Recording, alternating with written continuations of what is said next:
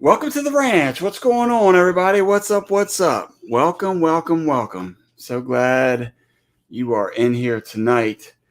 We are super excited to come each and every Thursday night. So if you're listening to this after the live, we appreciate you, even if you don't come in and chat with us.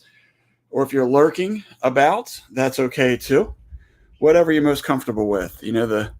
The thing is with Monica and I, when we started doing this live, we just wanted everybody to come in and enjoy themselves and just kind of kick back, relax, laugh a little bit, maybe cry a little bit.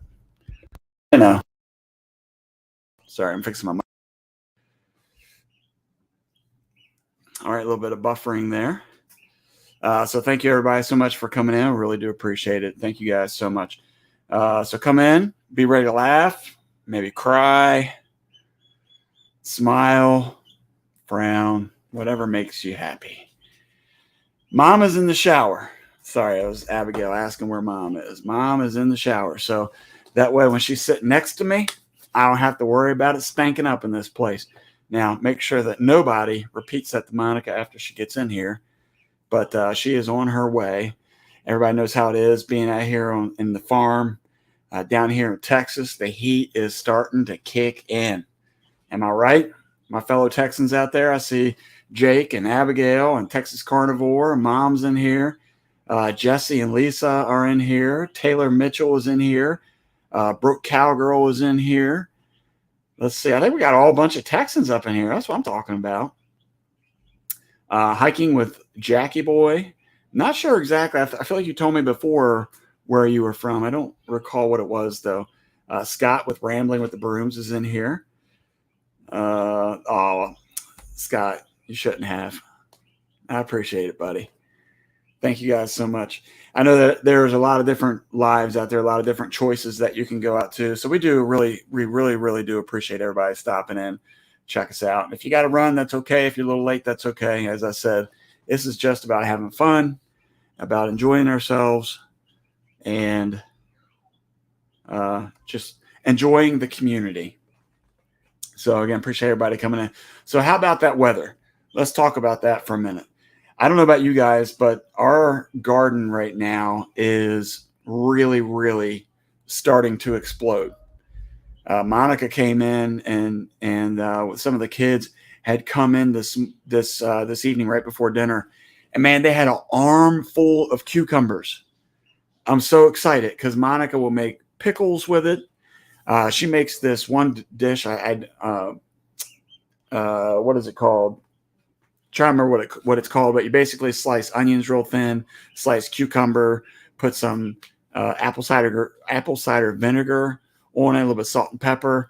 Man, let that sit and soak for a day or so. Oh my goodness, is that stuff awesome? Okay, Jake, this is why people don't want to come visit you. No naked rain dances. You don't need to be naked. You don't even need to do a rain dance. It'll come. Promise you, it'll come.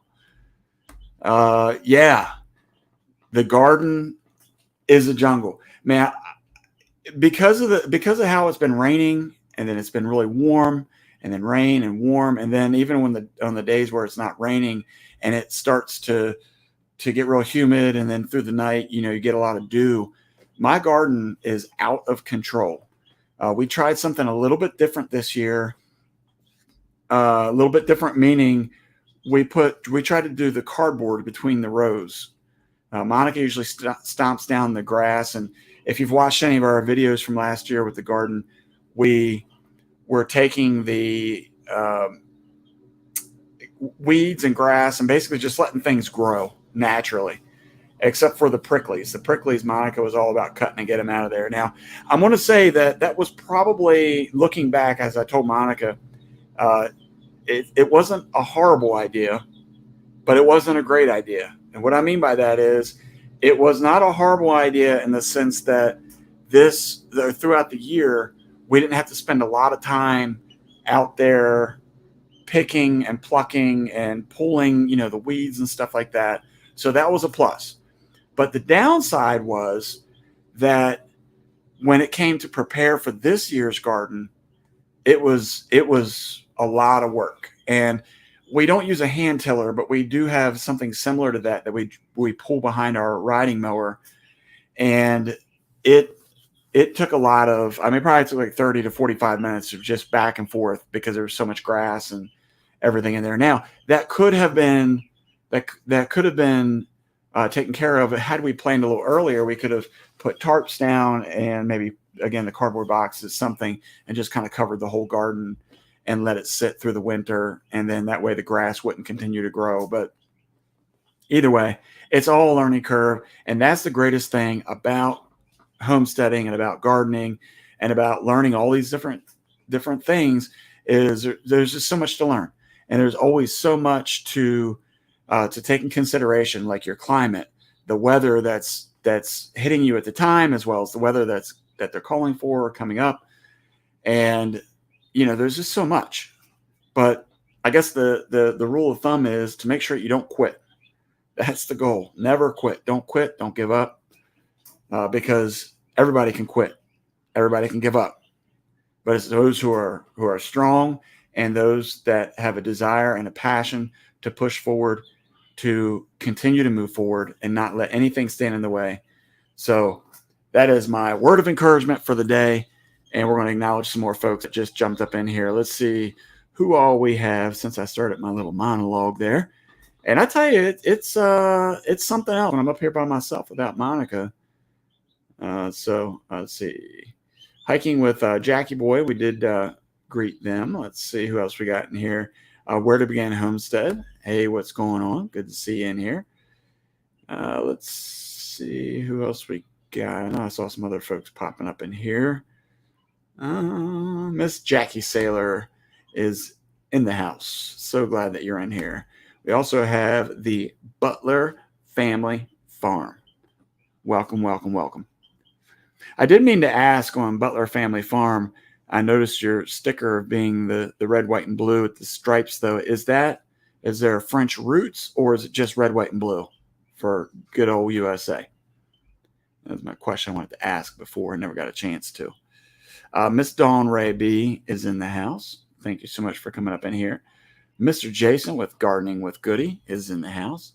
Very, very nice that you were able to come in here. Thank you so much. I lost my place because my stuff buffered.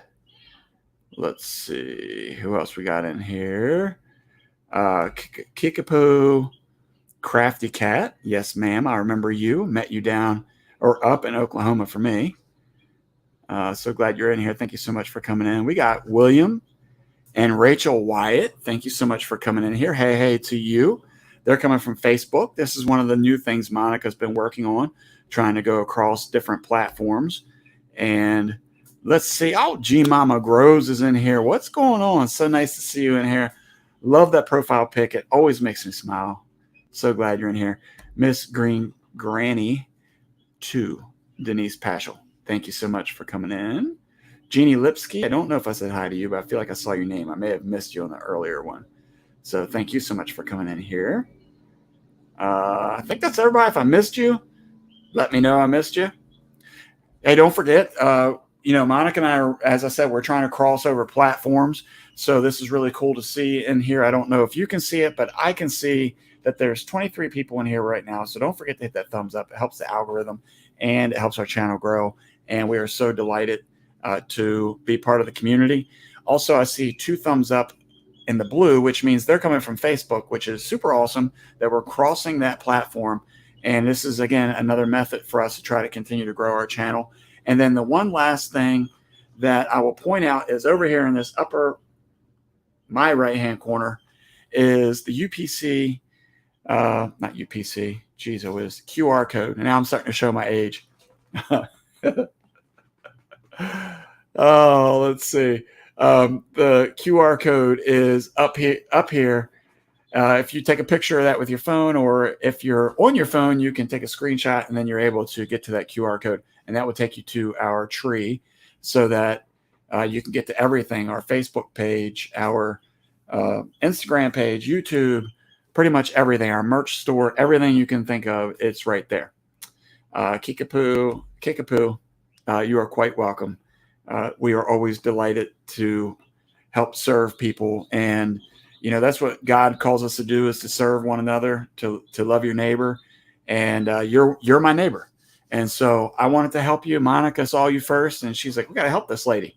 So, hey, sometimes I don't see it first, but I'm glad to pitch in. And even more than that, we get to see the kids get to watch us help serve one another. And that's an awesome feeling. Let's see. Two Doves, Bees, and Gardens. Thank you so much for coming in here. Howdy to you. Let's see who else we got. William and Rachel are saying they can't see how many are on Facebook, just FYI. So one thing we also noticed, William or Rachel, I'm not sure who it is, but one thing we noticed also is you can't participate in the chat on YouTube. So that is one downside, but maybe be able to continue to chat over on Facebook. I'm not sure. Monica usually monitors that while we're doing this. Again, it's only the second week we were doing this. Let's see. Laura Lee Kubica. I was sleeping. I'm Laura Lee, Illinois. Okay. Awesome. Thank you so much for coming in here. Appreciate that. I think you're new to us. I'm not sure. I don't recall seeing your name before, but usually that's where Monica keeps me in line. Hello, my YouTube family is hiking with Jackie Boy. Okay. That's another Facebook folk there. Appreciate that.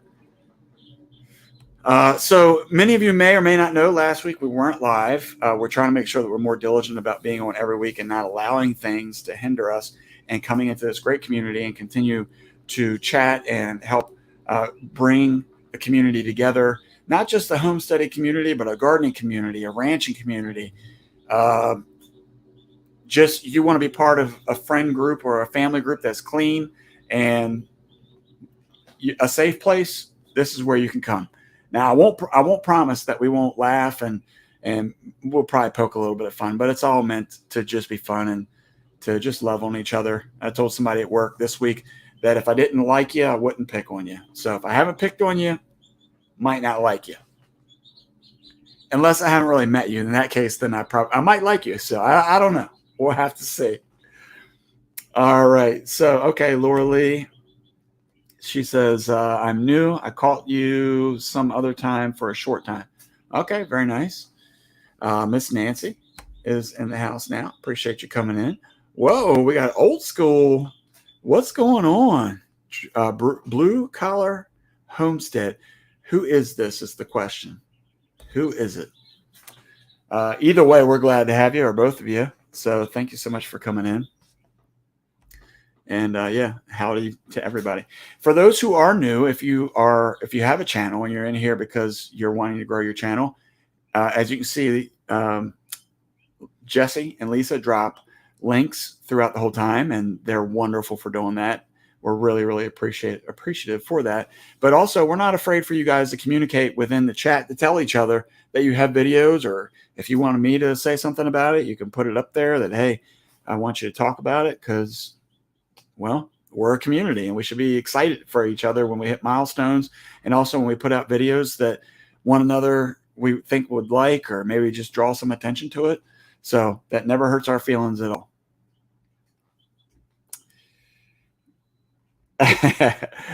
No, I'm sure I've picked on you a little bit. Maybe I just haven't done it enough. I'm not quite sure yet. Brampton Garden, how are you? So glad that you're in here. Appreciate it.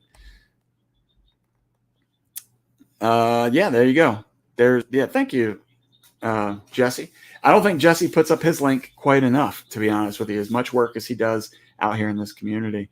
So the last week we weren't here, and it was a really, really exciting time. One other thing that we're really trying to do hey, Ryan over at Heavenly Hills Homestead, what's going on, man? One of the other things that we're trying to do to continue to try to help the channel grow is utilize the different things that YouTube has put in place in order for you to draw more attention to yourself. So one of the things that Monica and I have started really utilizing is the community tab. I don't know if you guys use that a lot, but I would recommend doing that. Or I'm sorry, not the community tab, it's the story.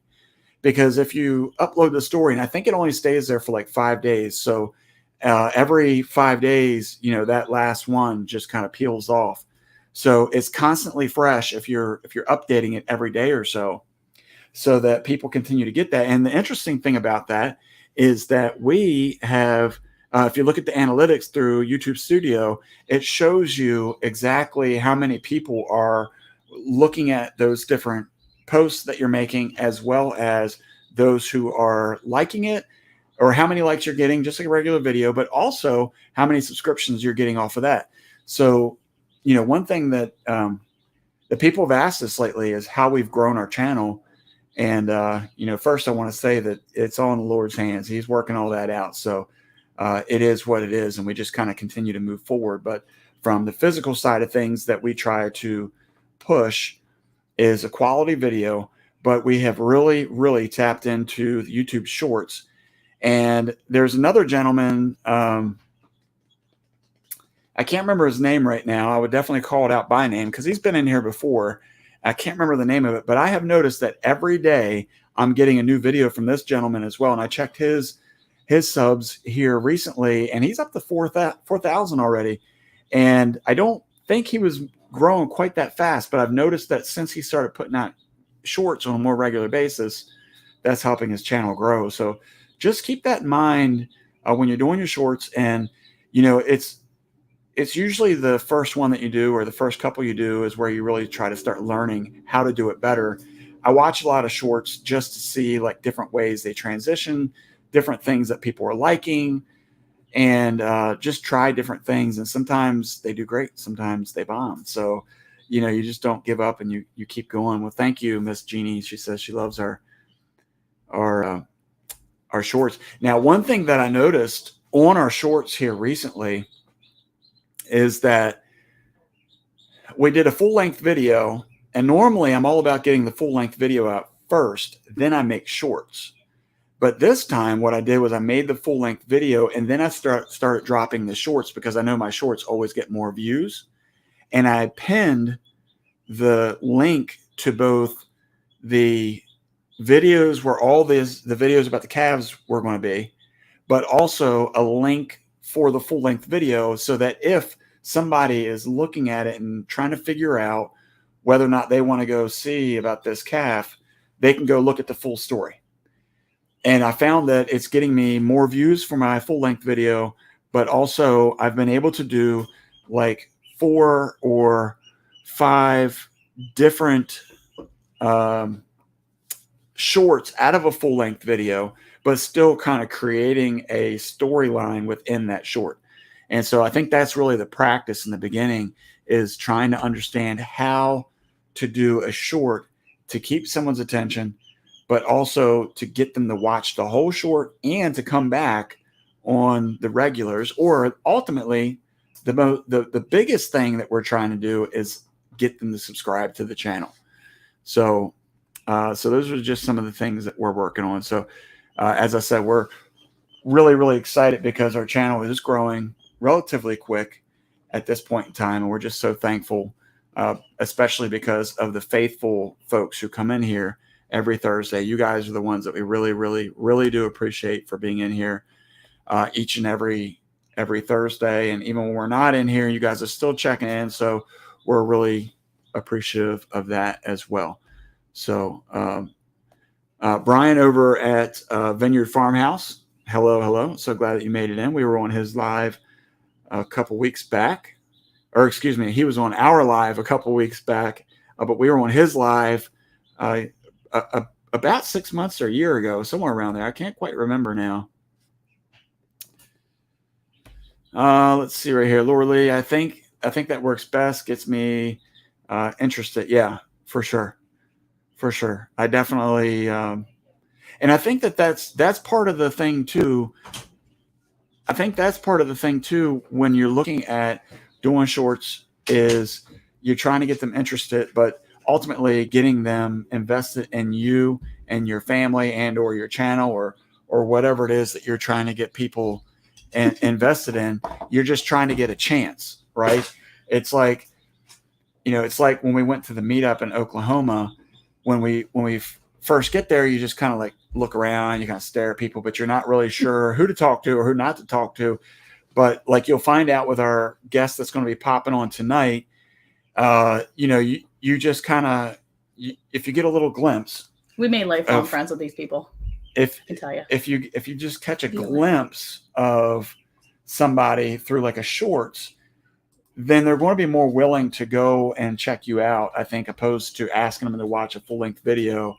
And I mean, I've been told before that sometimes I'm very rough. I'm very direct, and people are, they're like, that might be a little off-putting. And I'm like, okay, well, I don't mean to be, but I think that when you get those shorts, you can kind of get a better feel for who people are, because you're getting a quicker glimpse into who they are. Brian, we had a really good time too when you were on a live, man. Appreciate that. Yeah. Hey guys. I got the rings in my eyes tonight. Sorry, I'm wearing my glasses. It's been a lot easier on my eyes having my glasses. Let's see. I was wanting to point that one out to you. Hey. Oh, so why didn't that pop up? It should. There you go. Hi. Oh, I love her flower. That's hibiscus. We have them growing outside. I was telling her that every time I see her profile pic, I always smile. Yeah, it's a good picture. It's a great picture. Okay, so I heard Gwen had me pegged. I was in the shower. I took a shower super late because on Thursdays, I end up basically trying to, Blue Collar Hum says, I miss the days of maggots and Eric's beard. I love that. So yeah, I end up making dinner between 6 and 7. And then tonight was super late because Eric was outside helping our almost 15-year-old get set up with mowing the lawn and all the different things. So I knew he wasn't going to get dinner before he came in. And it was like 7:30 and I'm like, I'm going to get in the shower. And then it was 7:20 and 7:40 and I'm like, I got to get in the shower. And then it was 7:50 and I was literally jumping into the shower as fast as I could. But with my hair being curly and stuff and trying to keep it curly, it takes a hot minute for me to get it ready. So yeah, it's a mess. So I will say that Two Doves, Bees and Gardens asking how the calf is doing. And I will say, since I was just talking about how we're family and how we really appreciate these folks every week, I will tell you guys, the last video I just put up, we might do one more. Oh, Dawn, I was going to talk about you, so go ahead and go. I'll talk about it once you leave. We may do one more. I'm not quite certain yet, but hey, Jerry, Butler Family Farm. What I'll say, I've already said hi to everybody. You just got in here late. He just said he's hanging here. Okay, go ahead. Finish saying. Tell about the calf. Anyway, but because we're family, I'm going to tell you that she's doing really, really awesome. She is. I can't believe if you were able to see the video tonight, I was kind of getting the googly eyes over this little calf, because I messed up the thumbnail because I forgot to do the thumbnail correctly, and when it did the auto populate for the thumbnail, it was right when she was getting ready to step in mud. And if you watch the video, this is the first time she's ever been away from the corral. Oh, really? So in this video. Yeah. So when I was letting her out, she like very interestingly looked at the mud, and then I encouraged her to go out. And it was like a little kid getting ready to go to school, right? For the first time.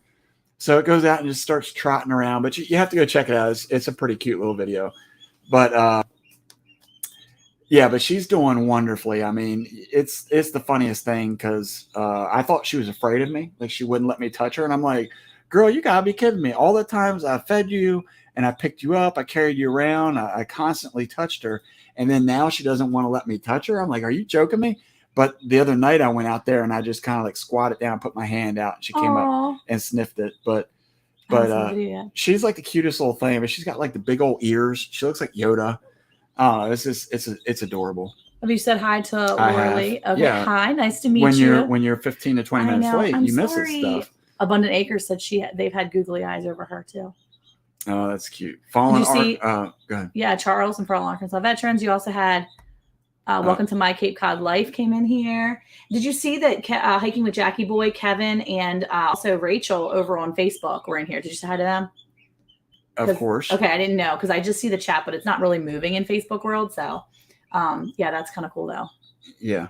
So William and Rachel, I was telling them that's actually Rachel. She used to actually be one of my. It's Rachel. It's probably not her husband, but it's Rachel. She actually was one of my team members on 31. Oh, very nice. Yeah, she lives in North Texas area, north of us. I was going to say where she lived. What's wrong with that? Okay, so hey, Mindy. Okay, so really quick before Dawn, if Dawn's here, that's what I never got to. I was going to talk about that, but Dawn's getting ready to leave, and if she's still here, I just want to say you have to go check out Dawn Ray B, her channel. She's been putting in like raised garden planters, you know, like the round, like the like feed troughs or like the metal troughs. Anyway, she's been putting them in as planters, and I absolutely love her setup. She was asking some questions about the setup. She got some feedback, and on her YouTube channel, she was asking all the questions and stuff.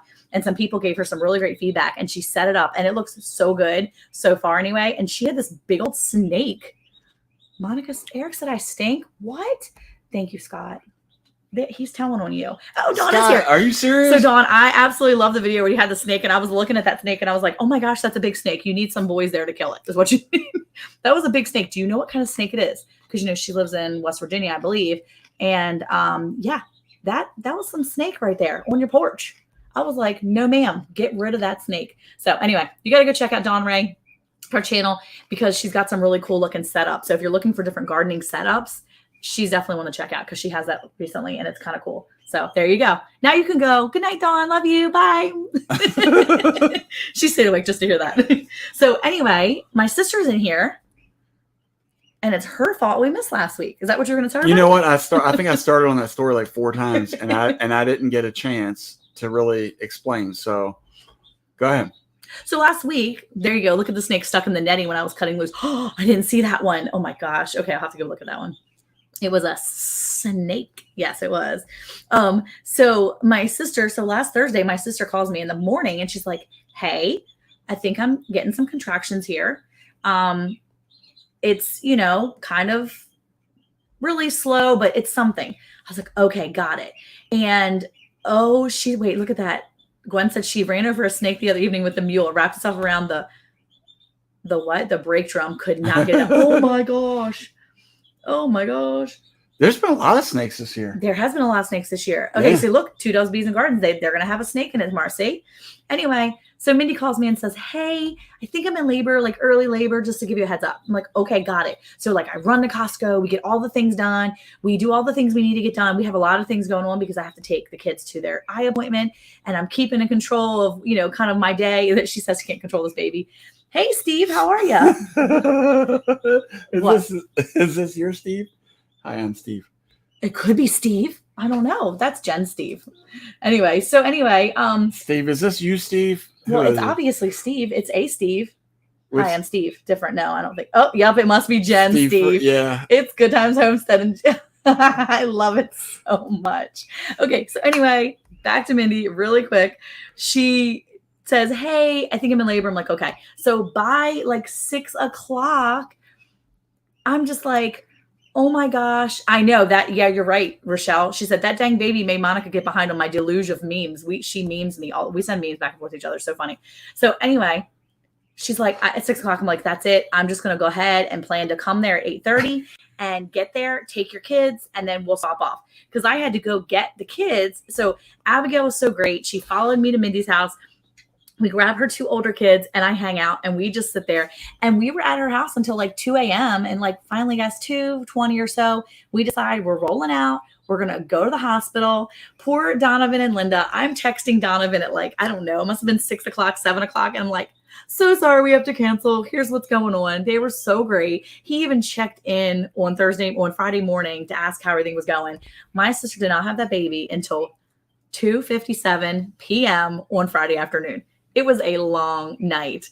Let me just tell you, we had such a good time, though, as the baby was coming. Of course, Mindy was, oh, hey, Cindy, how are you? So my sister did so great. The end of the labor was really hard. It was the toughest one she's probably had out of all of her babies. But I will tell you, by the grace of God, that baby came super fast. Hey, what did you say? Abundant Acres? Did you say hi to them? I said hi to them, yeah, because she said they were Googling eyes, too. I waved, but... Oh, okay. So anyway, yeah, I was really excited. The baby is absolutely beautiful.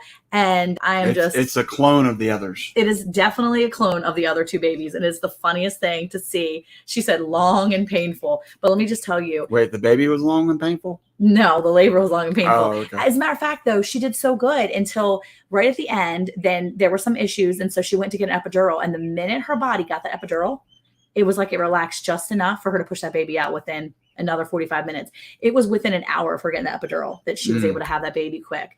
But I'm going to tell you what, my brother-in-law almost missed it. I told him he could go. Jocelyn was hanging out with us in the room. And the minute The minute Barry got downstairs to go outside and go chill for a second to have a break, that baby was ready to come. And the doctor's like, why don't you start pushing him? Like, wait. What? Barry, the husband, needed a break? Well, I told him to go take it, but he needed to go potty. Where's all the ladies out there? I mean, that should be upsetting everybody. That should not upset anybody. He was doing a good job coaching, and he needed a break. Say, look. So you're saying that Mindy wears people down? No, it was the whole night, the whole thing. Only half my body get the epidural. Yes, it was. It was a lot. So the minute he left, he got downstairs. No sooner that happened, the doctor's like, well, she should start pushing. And I'm like, yeah, good idea. And I looked at my friend and I was like, call him now.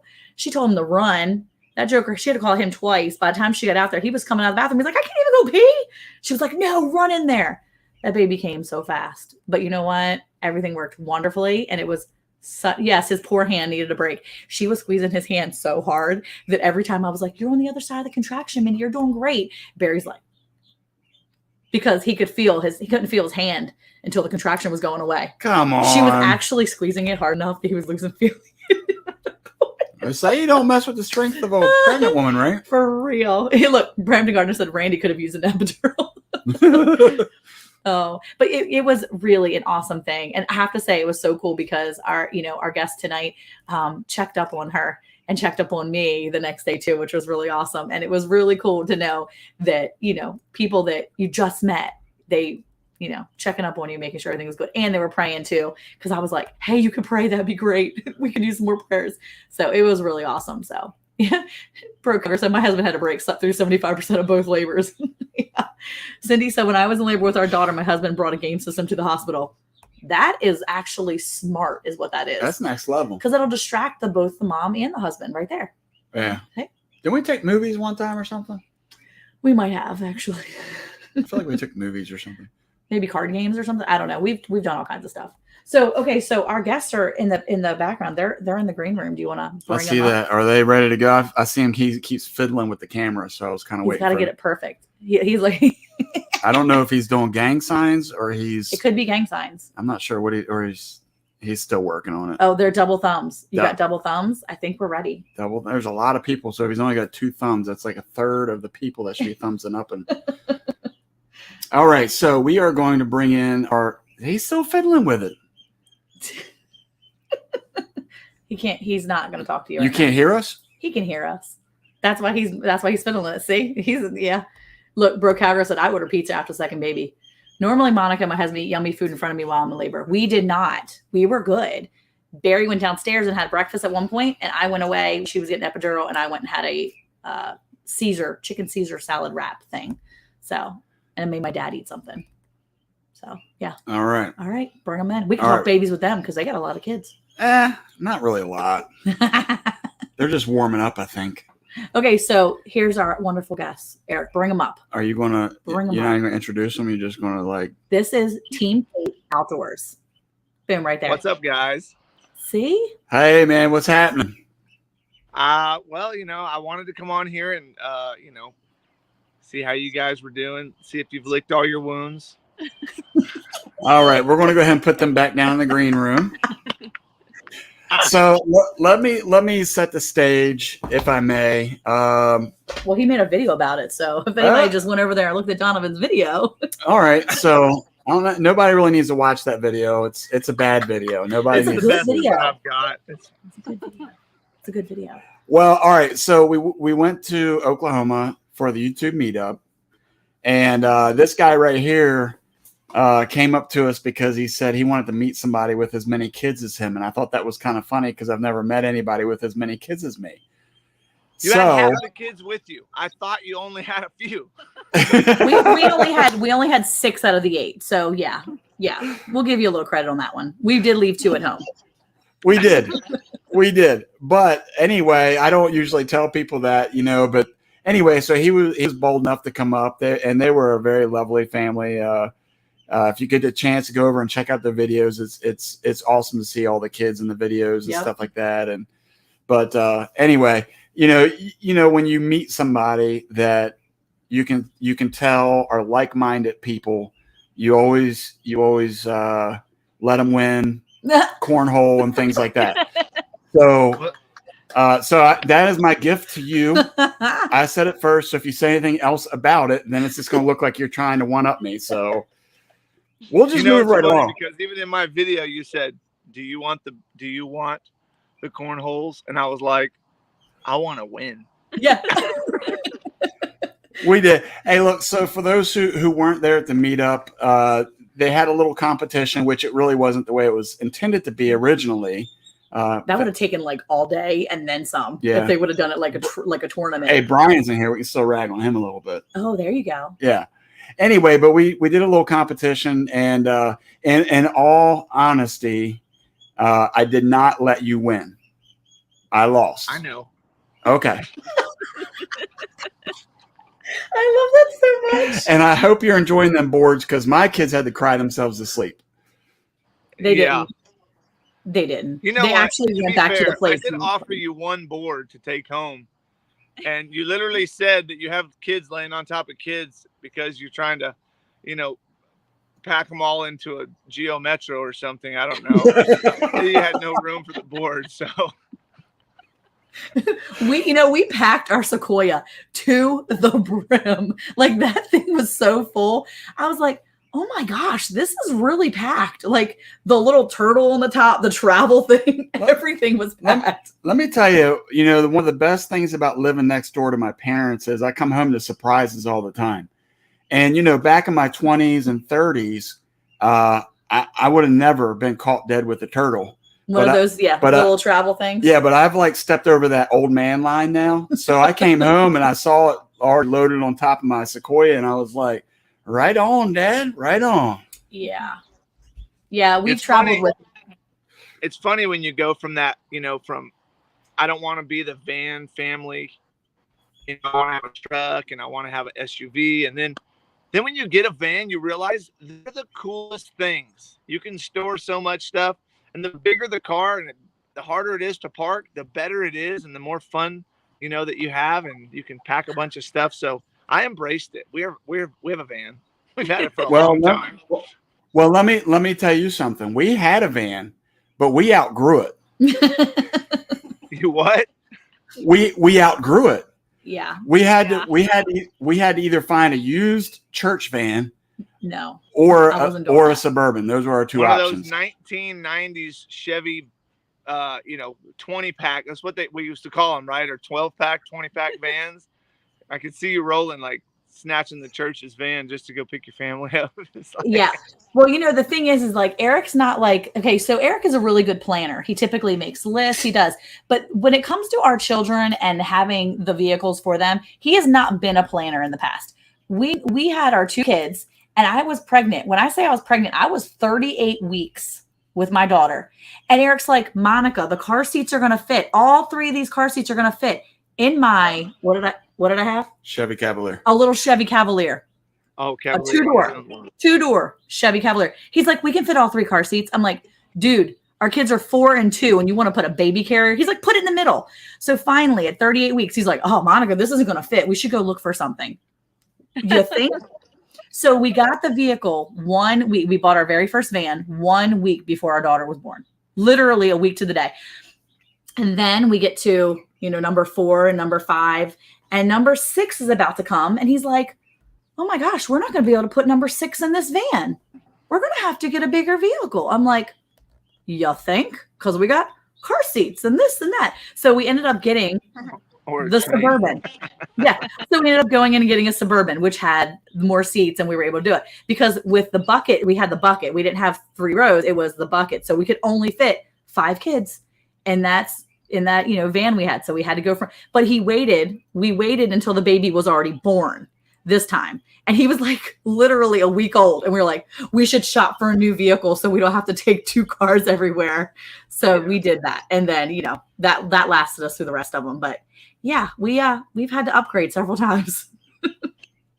Yeah, we bought a van when we had both just 2. When we had 2 young boys, and off the whim, we were in DC and I was driving back from somewhere and I just stopped at a dealership and there was this Chrysler Town and Country, and I was like, how much? And I think it was like $16,000. And I was like, that's a great deal. And right there, I didn't even talk to her. Didn't even ask her if it was okay. I was like, I just traded my RAV4 and I drove home with this van. And she's like, I was so mad at him. And then it was like, we still have, this was back in 2006. No, 2007. 2000. No. It was a 2006 van. Yes, 2007. 2011. 2011. Hey guys. Pregnant with Madeline when we bought Hey it. guys. I don't think the year matters that much. It doesn't matter. This is Thursday night. This is Thursday night therapy. So this works. Oh, I see. This is Thursday night therapy for us. So you guys can just keep going at it. It's good. Yeah, Get at it, guys. We still have the van. I've replaced water heaters, inner tie rods, outer tie rods, radiators, hoses, you name it. I've replaced it on this van, and it's still chugging along, you know, and 3 more years and we've had it for 20 years, you know. There you go. We've been debt free with that van for like 10 years. Yep, that's the way to do it. Well, my Suburban was doing great for a while, and then it started breaking down, and then I started getting like PTSD. So like every time it would even start to do anything like odd, I was like, Eric, something's gonna break. And he was like, Monica, it's fine. And I'm like, no, something's gonna break. And then all of a sudden it would start smoking, and I'm like, you see, I told you. Every noise, every bump, he's like, stop, it's fine. And then it wouldn't be fine, and I'd break down in the middle of a highway. It was like I was done with it. I was like, I can't. I'm like scared to drive it now.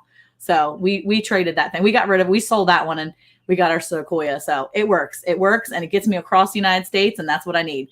Because if I need to go back to Maryland for something, or go to see my mom in South Carolina, I can. And that's the most important thing, is I can get to go see family when I need to. So, yeah. Speaking of going and seeing people, we have still got to set up a time to come down there. You know what we didn't get to do? I haven't found your signature on my boards yet. Oh, it's on one of them.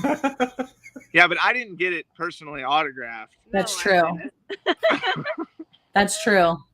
We got to get the other board. So we'll have to get the other board, and we'll have to make a sticker just for him. Put that on there. Yeah.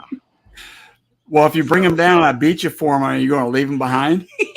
You know, we could make this like a rotating board.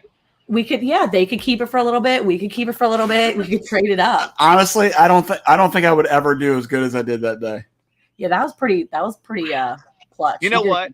It was so funny because you listen to my video. I was rooting for you. I was your biggest fan. Right there, I was like, huh? Like right on the trail that we would. There's a deer over there. Yeah, it's really close. Real close. We have deer in our yard right now. Let's see. Here, hold on. Oh, don't run! Don't run! Oh, there is a deer. Can you guys see it right over there? Way down there? I think so. It's right in the middle of that. Let's see. Right there. I can see it. Oh, yeah. Hold on. Is it there? Y'all see it? Is it deer season? Can you go get that thing? It's running down the trail. That's so cool. Yeah, you see it right there moving? You see it? We can see it on the bigger screen over here. Oh my gosh. Steve said pretty sure his arm was too sore to sign the board. That's probably what it was. Eric couldn't sign it because his arm was too sore. Yeah. Yeah. All those throws. I got gassed with all those reps. You know what? And I don't ever play cornhole. And it was like it was a luck throw. My son was filming. I'm like, man, I better not screw this up. Well, he doesn't play either, really. That's what I was going to say was you could have been my biggest fan, but your son over there, he was like, well, he's going to have to sink too if he wants a chance now. I know. I was like, I was listening to the video. I'm like, gosh, man, he wouldn't leave you alone. Like he's. Well, you had Jonathan back there. Like, Jonathan was like biting his nails back in the side. He's like, oh. And I'm like, calm down, Jonathan. Even if we win, I'm sending them home with Miss Jen. Settle down.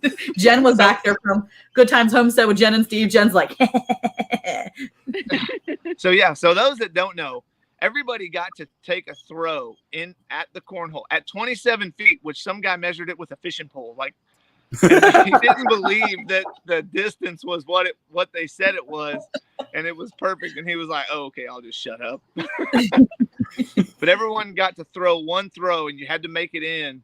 And there was like 6 of us that made it on our first throw. Yeah. And then then after like 2 rounds of everyone missing it, of those 6, it got down to me and Eric, and we went head to head a few different ways. And then I mean, I honestly, it was funny that it landed on us too, because we were chatting and it literally just moved right into this game. And then we're there head to head. And I was like, man, I couldn't imagine someone else that I've been talking to and getting along with that we just met and having such a great time. Like, I would have been fine with you winning it. I really would have. I was like, dude, just land it on the board. And you both met. I'm like, what just happened? I think we were talking about that on the way home too. I was like, dude, honestly, we were so excited because I was like, kids, isn't it the coolest thing though that literally the person that dad didn't like win against was Mr. Donovan and his family? Like, that's like the coolest people to win it anyway. Not that everybody else there wasn't cool. They were super great, but it was just so ironic. It was just awesome because we had just like started chatting with you guys and it was just so comfortable. And I was like, these are like the nicest people. I'm like so excited that they're the ones that took it home. I don't know if they were so nice. I mean, they were kind of braggy and gloating. Oh, okay, here we go. So last week when you couldn't go, I had these set up on the couch ready to like show them off. Gosh. And I had them displayed and yeah, there's, I mean, you want me to zoom in? Look at all these signatures. This is only one of the boards. That's the left, but that's the other board. Our signature is on the other one down in the other side. So yeah, we're on the other board because I messed up my like when I was writing our name. It was so crazy. It was crazy. I was like, oh, this is terrible. These folks are from Oklahoma. So yeah, they're in Oklahoma, and Brian over at Vineyard Farmhouse is the one that made the board. See, there's our little baby sticker over there. Yeah. So right there. Yeah, because I messed up our name. I was like, Bland's Promised Land Ranch. You messed up our name? Writing it all crooked. It's so ghetto. I still don't see Eric. Oh, I mean, that looks like Monica signed Eric's. I'm gonna need Eric's signature somewhere. Yeah, I definitely signed it. He's a lefty, so his signatures are like, so we have to be careful. He usually erases it as he signs it. But we were actually on our last live. We had Brian on there and. Flip that thing around for a second. If whoever's holding the camera, if you don't mind, show us. There you go. Yeah, there you go. These were handmade by Brian from Vineyard Farmhouse. And I mean, he did a really, really awesome job on that. It is a gorgeous board. They are awesome. They are beautiful. And you know what's sad is I didn't even on the video, I didn't know the whole ins and outs and who made them and everything. I didn't know everybody. Or else I would have, talked to him a little bit more because, I mean, he did an extremely good job on these boards. Yeah. And they're beautiful. They're painted. They work good. And I'm just stoked to have them. What's crazy is we never even had a chance to sign them. Well, now you can. I'll have Eric sign it first. You need to write on there winner. And then put your name. Oh my gosh, yes, that's awesome. First place, second place, first place winner, Donovan. First place loser. Sorry. He doesn't need any help. I don't need any help picking on him. I always need help picking on him, and you are just stepping into that. Mr. Eco Neighbor, what's going on, man? Yeah. Good to see you. I know. Donovan, I will say this, that I like, when you talk about, especially in this world that we live in right now, people are having a hard time understanding the different roles and gender and stuff like that. Typically women are, if there's a competition, they're good with whatever. But the whole ride home, you were on my mind because I choked. And the only thing I could think of, I don't know if you watch basketball or not, but I don't know if you remember Spike Lee and Reggie Miller that would go back at it during the playoffs back in the 90s or whatever. And they would just walk up to each other and talk, like do the gesture like they were choking the game. Yeah. And that's all I thought about the whole ride home is I'm like, oh my goodness, I cannot believe all I had to do was get one bag on the board. And I messed it up. Well, you did it a bunch of times. It was just that last time. There was one specific, Monica, there was one specific time where we decided it's for points. And I threw and I missed the entire ball. I didn't land a single one. And all he had to do was landed on the board, and he would have took him home. He didn't even have to hit it in the hole. And he said to me, he's like, no, I'm going to put it in the hole. Because that was my theory the whole time. I did hear that. Like, I won. I'm like, yeah. We didn't go in. We weren't talking about points. Oh, my gosh. But I'll tell you what, that is I had a great time with you guys and meeting you guys and having a big family. People that have like 1 or 2 kids, they just don't understand what it is to get to that 4 number. I don't understand what it is to get to the 8 number, okay? Because that's like double. Like you're completely out of hands and feet at that time, and your oldest kid still can't control 4 little kids on their own. So, I mean, my hat's off to you. You'd be surprised. Abigail can control quite a bit here. Although I think the 6-year-old's getting ready to have his way. I mean, he's getting a little out of control with her now. We were leaving today and I said, hey, are you going to be good? Are you going to listen to your brother? And he was like, yeah, I got this. And then Abigail looked at me and she's like, he doesn't listen to me. I was like, he'll listen. He'll be fine. And when I got home, everything was good.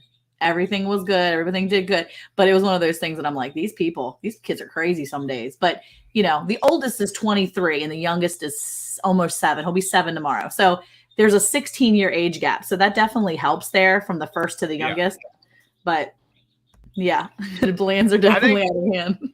I think it helps if you give the oldest the permission to spank them if they get out of line in front of all of them. Like, if they get out of line, you can spank them.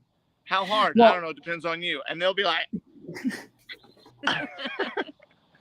Well, Abigail has, I mean, when the older kids are here, they have free reign to be able to discipline. And they usually put them in the corner or put them in timeout. And usually that is it. Like the one day we came home, though, and it was the funniest thing because Elijah, our 11-year-old, was getting out of hand and getting really sassy with her.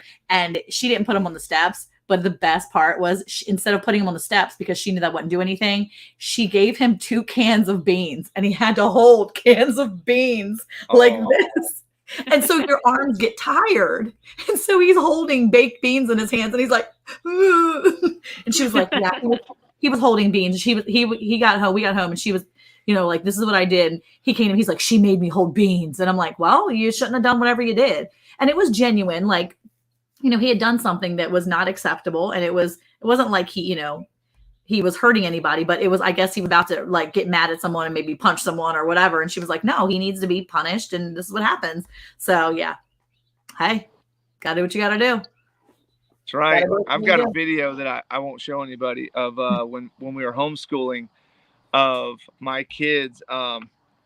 So being military background for 20 years, you learn how to smoke adults with physical training, right? That was punishment. You know, you can either do, paperwork punishment, take their money, or you take them outside and you get them all sweaty and dirty and without putting your hands on them. And then, hey, it's all good.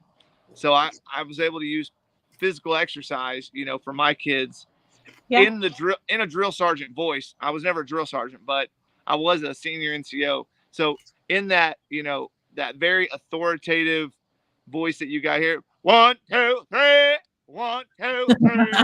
I love it.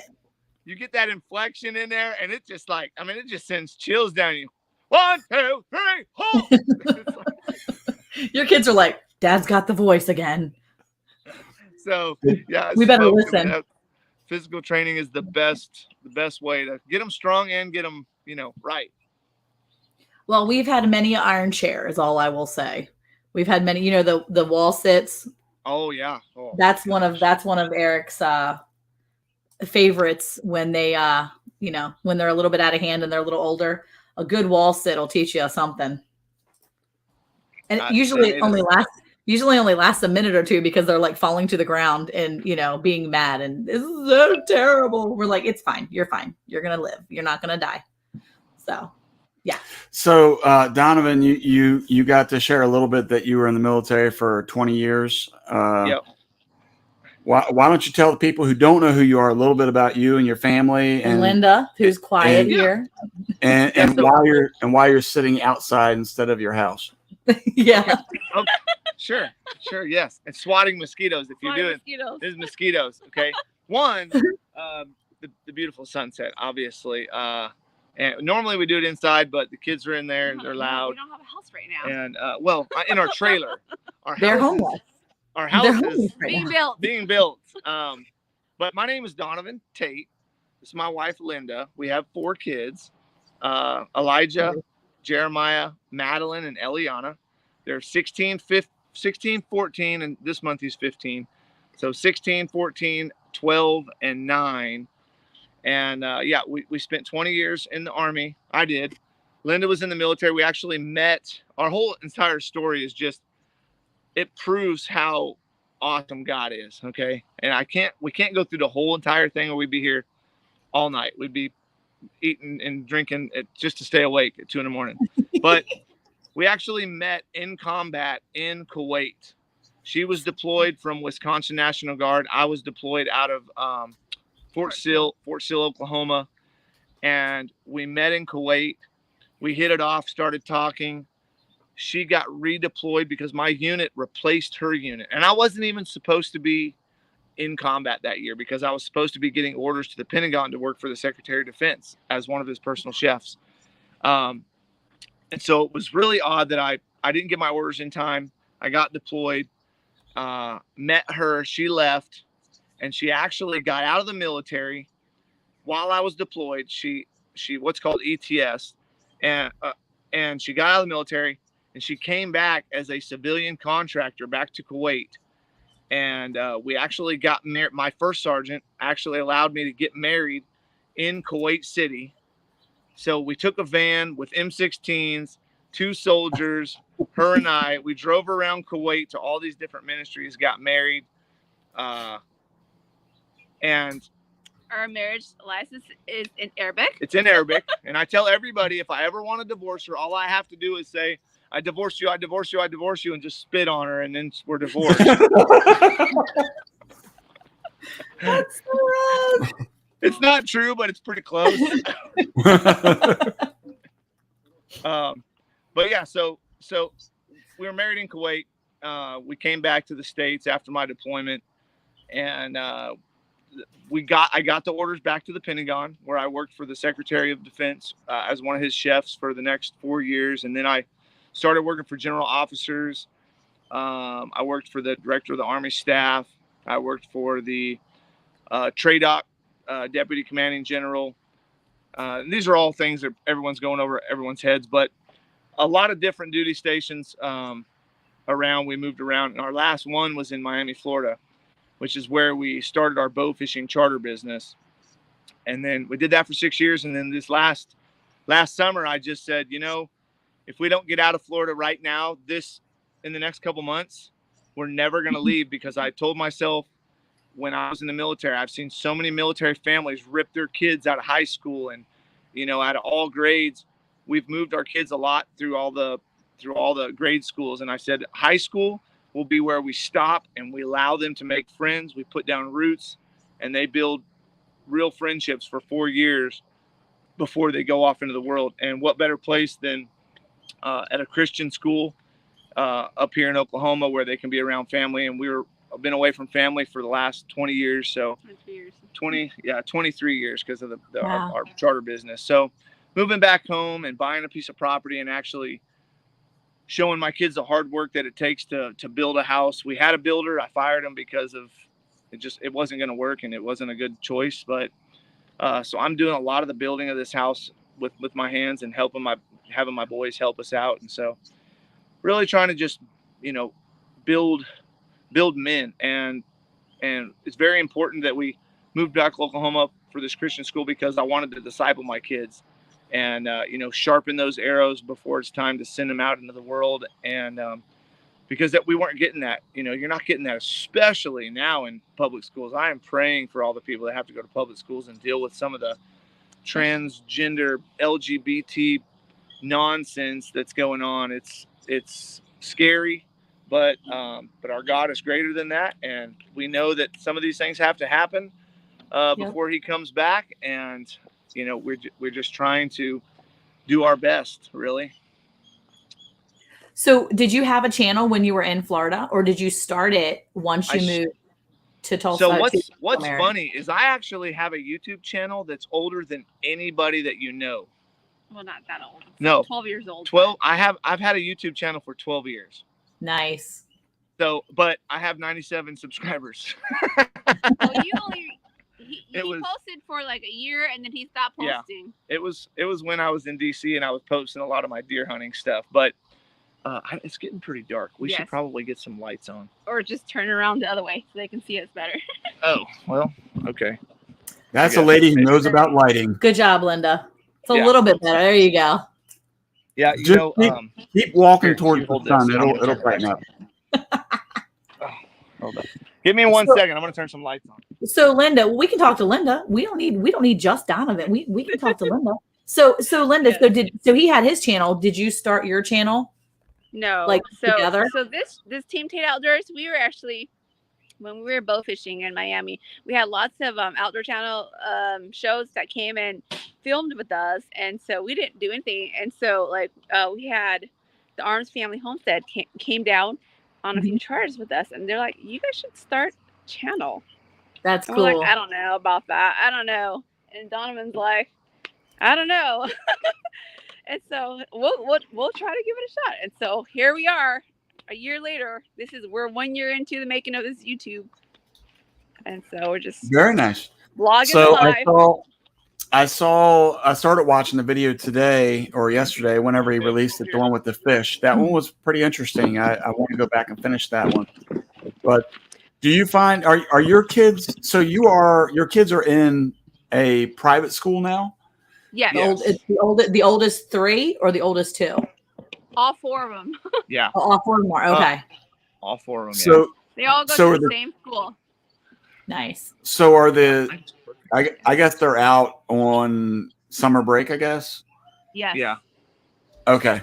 So I was mentioning that I started watching your video this morning of the fish for the pond and stuff like that, but we'll get to that in a minute. So anyway, you're building a house, and one of the questions I wanted to ask about that was when you're building a house, what lessons are you using to teach your boys how to be men? So, the toughest thing is this whole video game nonsense that has really grown up. We had video games when I was a kid, but it was never as bad as it is nowadays, where their friends can, instead of their friends meeting, and going and playing with friends or hanging out with friends, everything is online. So the video games that they play online with friends. And that is the toughest thing. But I told them, you've got to get away from the house. You got to get out, and you have to put forth an effort if you want to see something, succeed. And so what I show them, what I display to them, not just in words, but in my deeds, is how hard I'm working, and what I'm showing them is, look, guys, this thing's not going to get done unless we put that effort in. And when they're out there with me and I'm teaching them activities like how to wire stuff and how to strip wire and stuff, it gives me those times that the Holy Spirit lays on my heart of things to share, right? Because we're supposed to talk about Jesus on the goings and comings, on the highways and on the byways, and write this on our children's hearts, put it on our mantles. Anytime you have a chance to say something to speak into your children's lives, getting them, when I get them around me and I feel that, touch or something that prompts me to want to say something, I'm able to share the gospel more and teach the kids, and then teach them how it relates to hard work and how it relates to being, everything to being a Christian. And, we shouldn't be lazy. We got to get up. We don't do everything. You're not doing this for me. You're doing this, work as unto everything as you're working unto the Lord. And anytime that you can do anything, relate it to the Word of God is what I have learned in teaching my boys how to become men. Not just men. I can teach them be manly, be strong, but it's also about going to your children when you're wrong and apologizing. And, when you spank them, I used to get spanked a lot when I was a kid. But my dad never loved on me and told me or talked to me afterwards. It was just whip and go to your room, and that's it, right? You're bad. And I like to, give harsh punishment and then come back and talk to them and be like, you can't do that. I can't not punish you, because when I'm correcting you, God says, those who he loves, he chasteneth, he corrects. And that's one of the biggest things, is correcting my kids and showing them the right way, because I love them so much. And so I hope I'm answering the question right. Well, yeah, I mean, and one of the things that for me that I like to do is I like to encourage parents like you guys, because you're younger parents than we are. Are they really? Well, our oldest kid is 23. Yeah. Okay. Yeah. But wait, Eric, how old are you? You're not supposed to ask people's age. He's 45. You are my elder. Do you dye your beard?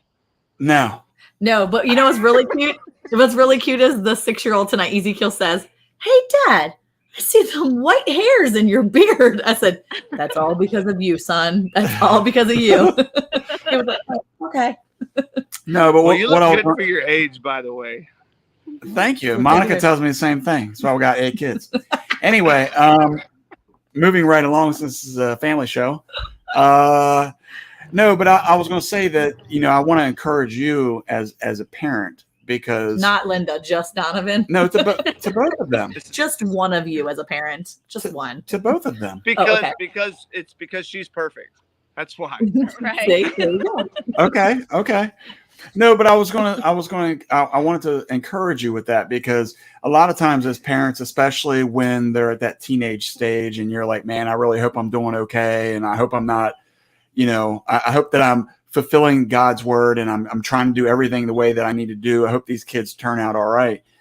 And the scripture tells us that they're going to stay right there. We don't have to worry about that piece of it. But when your kids get out there with you teaching them the things that you teach them, at some point in time, something is going to click and they're going to realize everything that dad and mom was teaching me is correct. And I see it now. And I'll give you a good example that, with my kids, I've always tried to teach them everything you do it unto the Lord.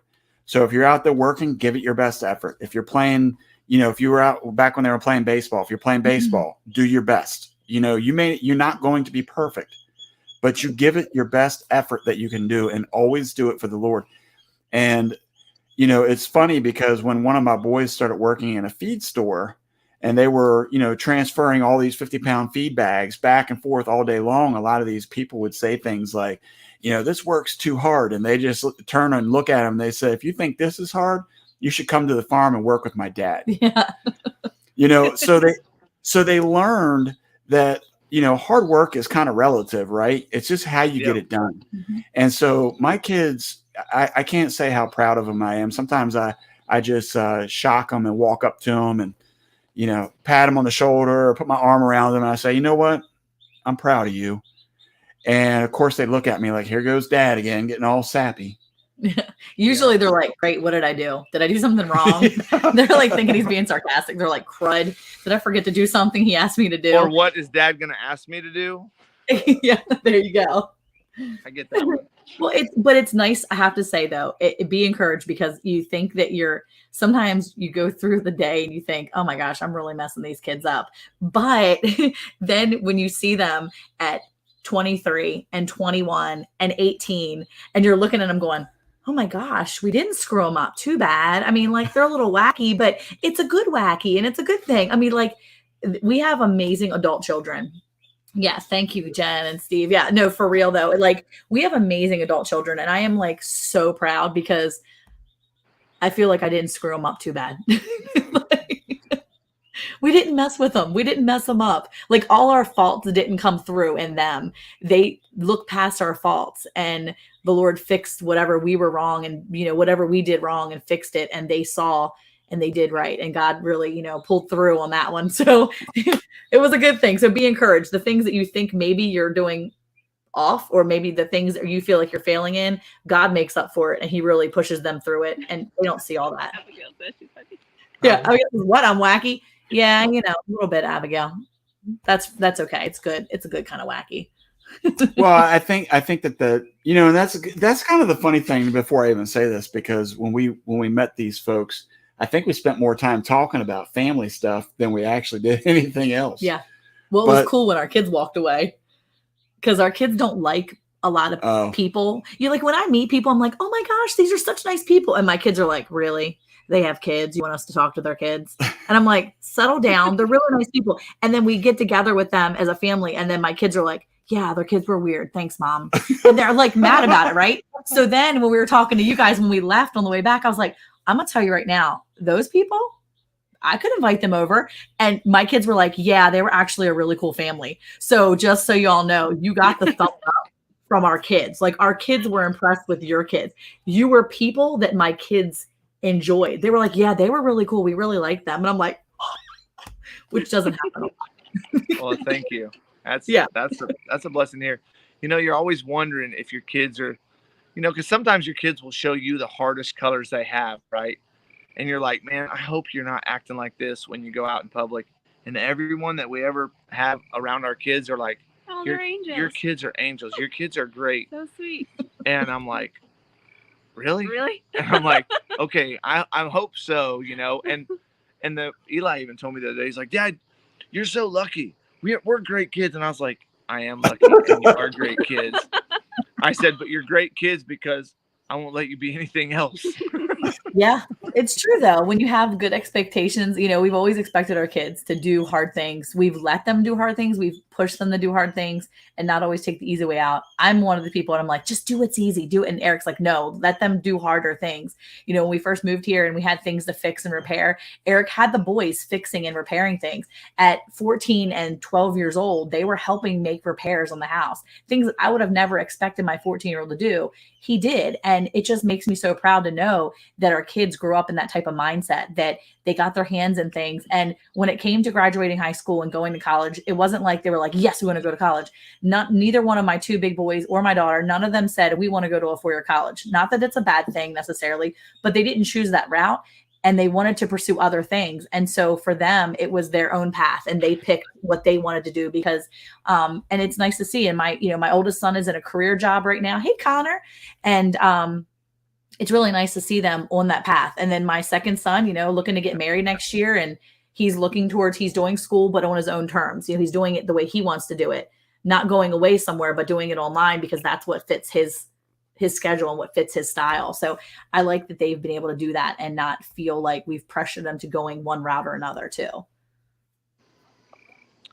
Yeah. Our, this year, our kids, we held them back one year when we were during a COVID. We held the boys back, and it was kind of good that we did, because when they got here and they had to test into this school, they recommended whatever grades they recommended, and they weren't what the grades that they wanted to be in, but they did really well in school this year. They all did really good, and so we're real proud of them. Matter of fact, Maddie and Ellie had straight A's. Eli had A's and B's, and I think Jeremiah had A's and B's and maybe a C. No, he didn't get a C. He didn't get a C? All A's and B's. Oh, man, that's awesome. So cool, though. That's awesome. I mean, it's so cool to know your kids are doing well. Because I was a C and D student. Such is life sometimes. Can you guys hear the coyotes in the background? Yes. Well, yeah, I heard something. I was trying to figure out if that's what it was. I was trying to lean in without being too obvious about it. Yeah, there were coyotes yelping in the backfield. But the chicken coop's gate is closed, but the fence is open because we let them out every night right before dark and let them pick around. So tell us about your house as far as, you know, what your plans are is when you think it'll be completed. Yeah, so our house, it's funny because we just got the HVAC finished today. The rough-in HVAC is done today. I jumped in and helped the guys out. The guy that owns the HVAC company that is doing the HVAC, and he's doing it with his grandson, he's 82 years old. Wow. And he's in the rafters doing all this duct work and cutting it. And I'm like, I feel bad that I'm not up there. So I'm like jumping up there and helping him out and taping up stuff. But our rough-in is completed. We have foam insulation in. All our wiring is done. So I have sheetrock planned, a sheetrock crew planned for next week. And if all goes well and the timeline looks like it's starting to add up, I'm hoping to be in this end of July, August timeframe. You're going to be in the house at the end of August? Hopefully. End of July, early August, probably. Okay, awesome. I'm hoping That's to so put, cool. because once the things that I can't that I'm tied up with, like right now, I can't do sheetrock, I can't put OSB, I can't do nothing because I have to get inspections from the HVAC and the framing. Once those inspections are done, our next inspections are when everything's installed. And so when I wake up in the morning, I can literally go in there and just be knocking out things. And so the toughest thing about building a house is waiting on inspections, waiting on people. And so we're hoping to get it done by August. But yeah, so we're building our house. Building this pond was a big thing, and I don't know why, but we're losing water in our pond. I think it's the trees we have a lot of trees in the bank that are drinking a lot of the water. Plus it's been hot. So I was going to say hot and dry. Will that evaporate out too? It'll evaporate some, but not as fast as it is. I mean, but I think a lot of these big trees are drinking a lot of water when it's this hot. Yeah. What kind of trees do you have?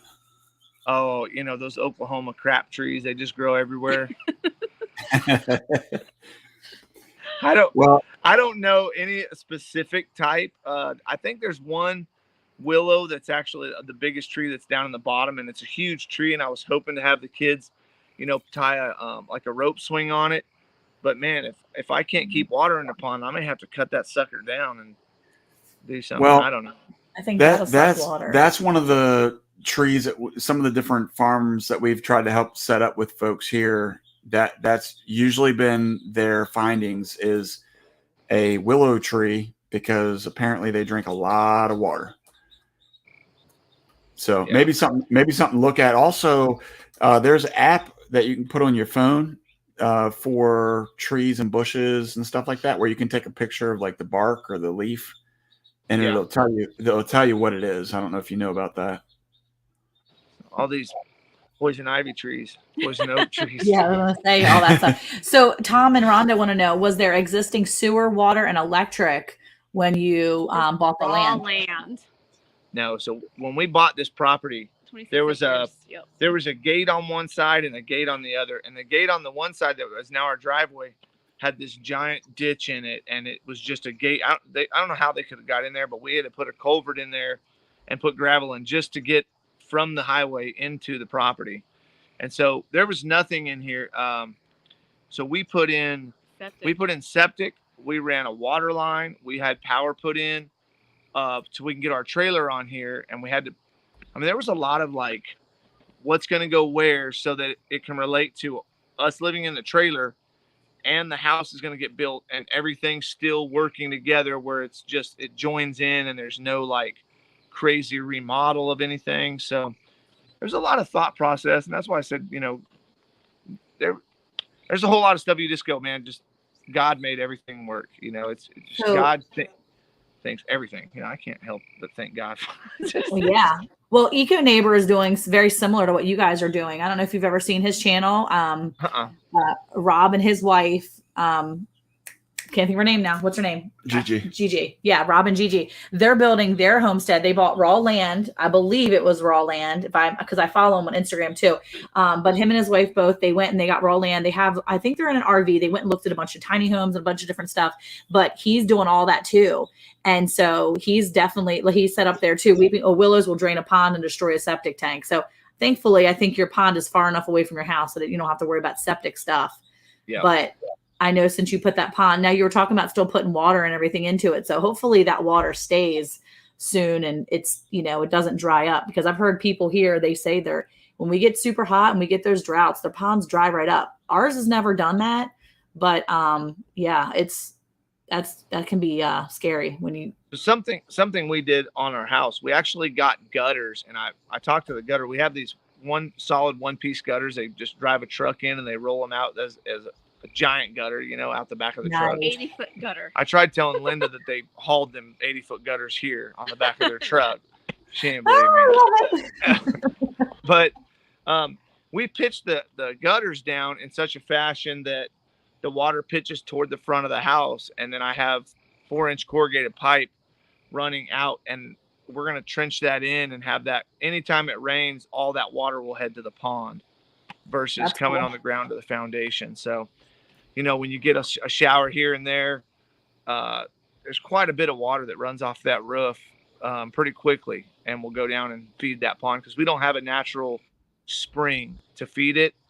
And I do have a water pump because there's a creek behind us. Whenever it rains good, it flows. And I do have a pump that I turn on and pump water into the pond. So whenever we get rain, I'm down there and sloshing around in the mud with my mud boots on, turning the pump on and pumping water for hours and hours and hours. So have you are you going to have a garden there when you you have a garden now? We do not have a garden now. Is one last thing I needed to deal with. I did plant 11 blackberry thornless blackberry bushes, hoping that they'll grow up this summer and maybe fruit next year. I don't know. Nice. But we do plan to have a garden. I'm sorry, the mosquitoes are out. Oh no, I was going to say, well, if you have a garden, if you're planning on doing a garden too, you can always take those gutters and do water catchment. That's one of the things we do here.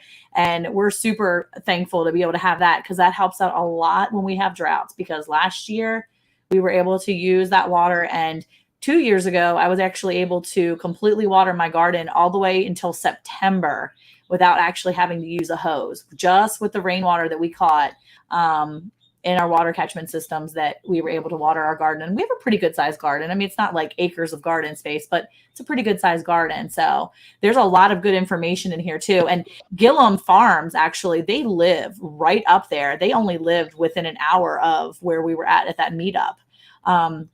So they're pretty close to you guys too, I think. Hey, Ellie. So I was going to say Gillum Farms is right there too. And they built their house on I think raw land too, she said. So that's pretty cool that, you guys are kind of in the same area. Was it, we got a 10th inch of rain on our workshop, filled a 50-gallon barrel very quickly. Yeah. When it rains here, it pours too. It usually just comes down and then it stops. It just in buckets and then it's done. You got to gather it when you can gather it. And we did plan on we put a metal roof on our chicken coop. I'm hoping to kind of put some kind of rain catch water, catching system on the chicken coop. So every time it rains, that'll at least gather water for the chickens. Because right now we're filling up jugs of water and filling up their waterers and stuff. That's cool. Oh yeah, there you go. That's where they are.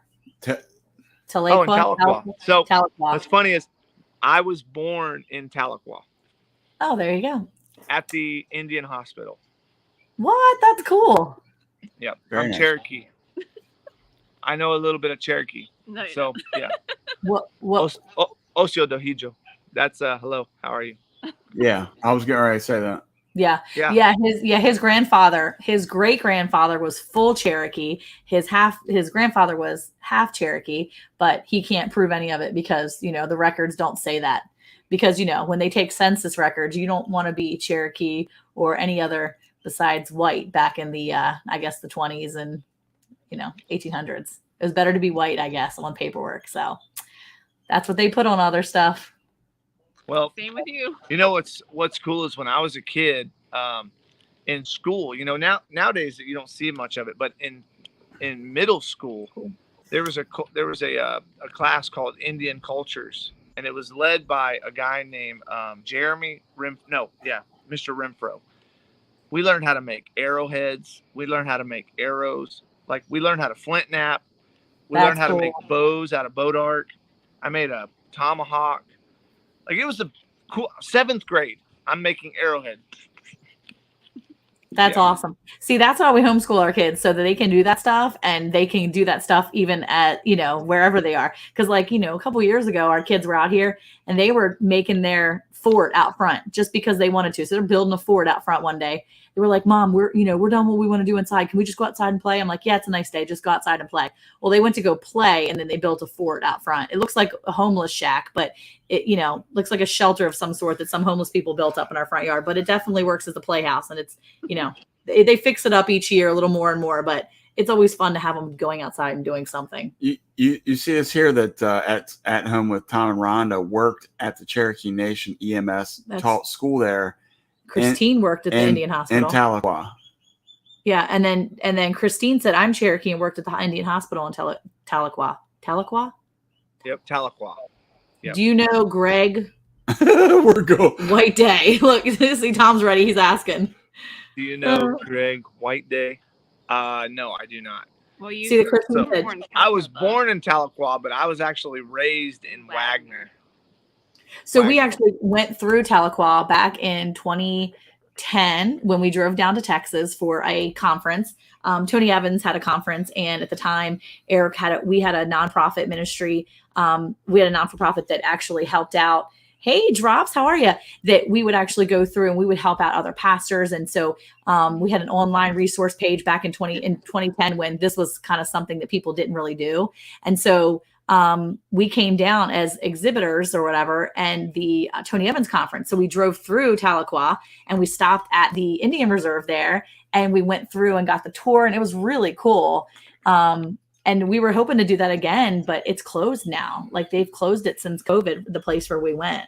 So I was kind of bummed about that when we were up there recently. I was like, man, I would have loved to stop in there. It's crazy how COVID closed down so many people's small businesses. And, you know, it just shows you how many, especially like restaurants and stuff, you think people are really making it, but they're just one or two, you know, paychecks away from just losing everything because they're playing it so close to the line. Yeah. You know, it's a tough thing. There's a lot of people out there. You know, we went through Dave Ramsey's Financial Peace University way back in the day, and we were on baby step paying off our debt, whatever 2 or 3 Forever.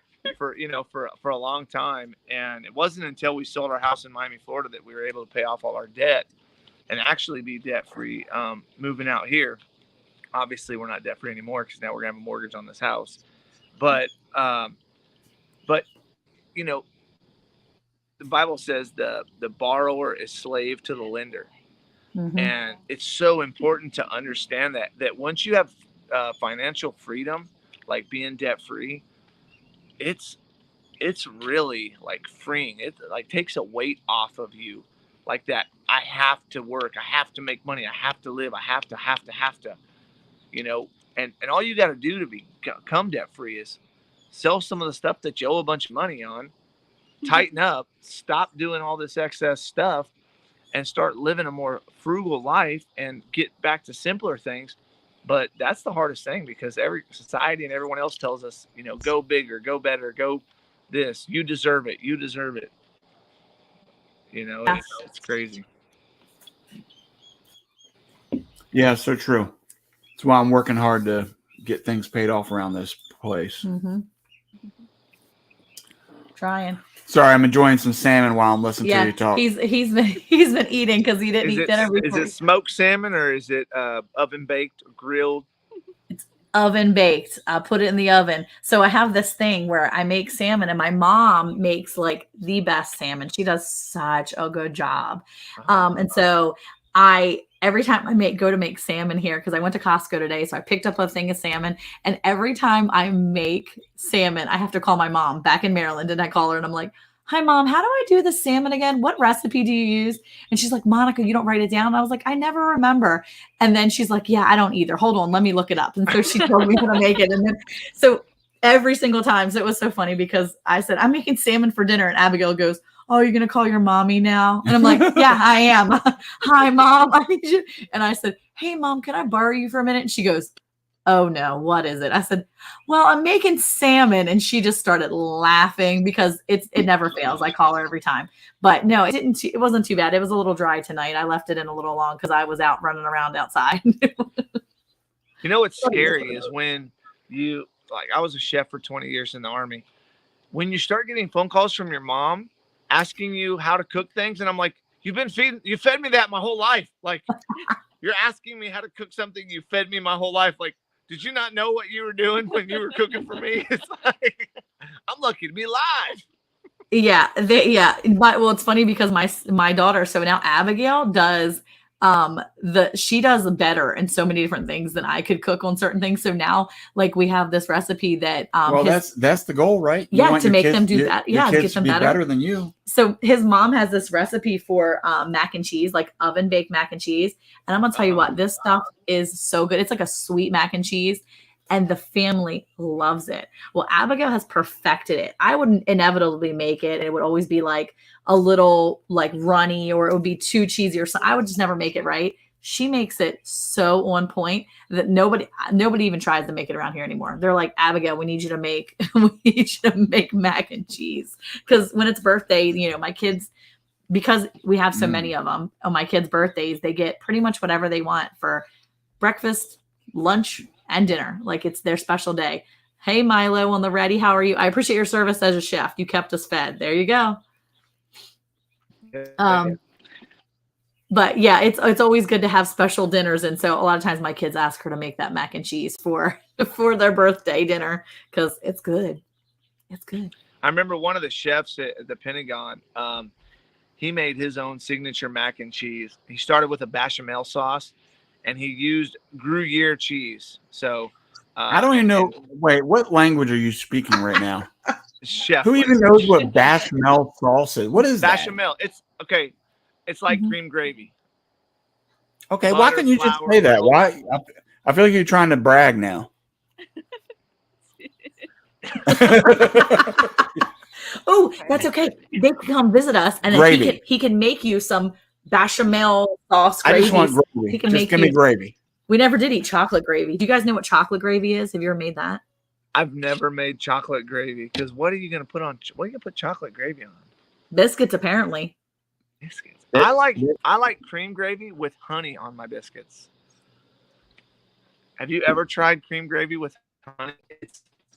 I love it. Just regular gravy?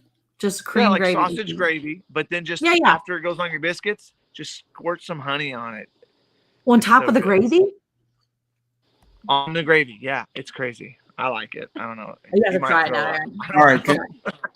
Continue with your story. I'm sorry I interrupted. All right. Yeah. So you have this cream gravy, okay, with no sausage in it. All right. It's just butter, flour, cook it down, add milk, thin it out. Then you add your cheddar cheese or whatever, but you can add. So he used to add Gruyere cheese. It's a little bit more pricey cheese. Add that. That thickens up. Mix that with your macaroni. Spray a pan. Mix all that up. Put that in a pan. Breadcrumbs with butter. Mix those up. Put them on top. Bake it. Bang. Bake mac and cheese. It's awesome. Wow. Well, there you go. Now he's gonna have to come down and have a mac and cheese off with Abigail. So what I'm hearing is when you cook, you don't really cook healthy things. Gravy's healthy. It's got meat in it and milk, right? I'm from Oklahoma. I'm still alive and I eat gravy all the time. What are you talking about? There you go. We're about to go pick up pork from the butcher, so we eat meat. We eat all kinds of stuff. There you go. So I'm assuming if you worked for who was it you were working for in the Pentagon? The Secretary of Defense, Robert Gates. Okay. So the military was still a military.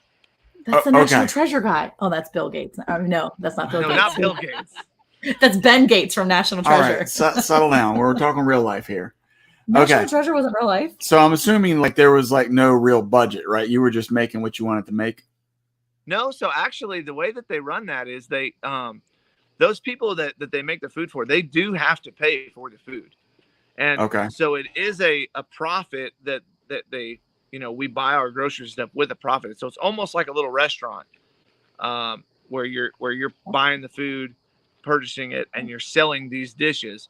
But, they're not trying to go out, and a lot of the people that are there are working in their offices. There's working luncheons. There's work, they have dignitaries come in and they have lunches. So the chefs are always making these to order foods plus these the secretary would eat at their desk while they're working, and everybody, all the different secretaries. So, you'd be cooking for everybody and they would be eating. So, but they have to pay. I mean, they pay the mess. So it's not just it's not like the military where if you're a soldier and you live in the barracks, you get a meal card and you just go to the DFAC and eat whatever you want. And if you want to go again, just get back in line and do the meal card again and just keep eating. Like soldiers eat pretty good, to be honest. Like, I don't know. Most people think of like military chow as like, beans and slop and grits. And I don't know what people think, but military's got some very highly skilled chefs. Okay. Yeah, So let me ask you this. Monica just mentioned we're going to get ready to go pick up some pork. What is your best pork dish? My best pork dish is probably Wait, for the common person. The common person. You want fancy chef? No, whatever recipe he's going to be able to share. Okay. So I make a good pork schnitzel. I don't know if it's like someone on here from Germany. They're like, that's not pork schnitzel, but all I can think of is pork that one cartoon where he's singing the schnitzel song. So I like to pick up thinly sliced pork and make pork scallopini with it. And I like to use like honey bunches of oats cereal, blend it up into like a powder, and then use a flour, egg wash, and then this honey bunches of oats as the outer crumb, and then pan fry them. And then you have like this pork that's nice and sweet from the sugar from the cereal. Ooh. And the crunch. So anytime that you want something different, instead of just doing like flour and egg and fry it or whatever, get your favorite cereal and just put those things through one of those ninja bullets or whatever, and just make that the final crumb and just cook it like that. You'll start enjoying a lot of food differently. Wow. So sugar cereal makes everything better. If my favorite cereal is Cinnamon Toast Crunch, are you saying put that on pork? Just do it. That's your favorite too, honey? Yes, that is my favorite. We call it CTC. They don't even call it the full name. They're like, grab the CTC now. Yes, I'm gonna let you in. It's when you want some, you just say, "Yo, you got any CTC?" Okay, that's how you guys talk in the trailer there, do you? Yeah. Okay. So it's more like we're out of Cinnamon Toast Crunch, and I'm like CTC. Well, I bought the generic version the other day, and the kids were like, "Really?" And I'm like, "Guess what? This is what Cinnamon Toast Squares, right? Whatever it's Toaster called, squares. Toaster Square, yeah, cinnamon toasters or something." From Aldi. I'm like, no, they sell it at Walmart too. Oh, these are Walmart, right? Yeah, these are the Walmart ones. I'm like, guess what? It's a big old honking bag. It's going to last a second. Like that. Yes. Like that long. Yeah, it's a big bag. It's like you hold it over your shoulder like a feed bag. And you have to like take out all the old, boxes of scalloped potatoes that you haven't eaten just to put that bag in the shelf. I don't know if everyone's like me, but they're like a portion of your pantry you just can't. You're not going to eat that stuff, but you don't throw it away because you think you might. And they're boxes of. Is anyone else like that? Maybe it's just us. No, we have specific areas of our pantry that we have to like rotate off at some points because I'm like, no one's going to eat that mess. Like, I don't know why I buy Jell-O. Nobody eats Jell-O in my house, but every now and then I get this like thing where I'm like, I'm going to buy Jell-O and I'm going to buy pudding and I'm going to make it. It's going to be this great summertime thing and I'm going to make it. And then like 2 years later, I'm like, why do I have Jell-O? I never use it. Look, what is wrong with her family? Why do they hate? You know what? You need to keep the box, Cinnamon Toast Crunch box, and just put the knockoff stuff in the box. Yep. Those spoiled kids. Those kids send them to my house. I'll give you my address. I have a whole lot of stuff to get done. No, you know what the best TC snobs. Look, her kids were at my house. Her kids were at my house last weekend when she was having the baby, and the youngest one is 5, right? So he says to my daughter, he says to Abigail, I like hot dogs. And she's like, Abigail's like, great, here's a hot dog. Now I bought Nathan's hot dogs. Okay. So it's not some cheap hot dogs. These are good Costco Nathan's hot dogs. Name brand. Put the hot dog in front of her. And he says, mommy usually takes the skin off. Abigail's like, I ain't your mommy. Take the skin off yourself. First of all, a hot dog has the skin off. He was so cute though. He was like, okay, so I guess he ate it regardless. And she was like, yes, you did. I think he even came back for seconds. I was laughing so hard. I was like, this cuteness. This is total cuteness. That same poor child. I know he loves me, but he's got to hate me too, because months ago they were here and I'm making chicken nuggets because they were at the house, and they're the good ones. They're like the name brand. They were like all the special panko coating and all that. And I'm making them. And I know this child eats these chicken nuggets.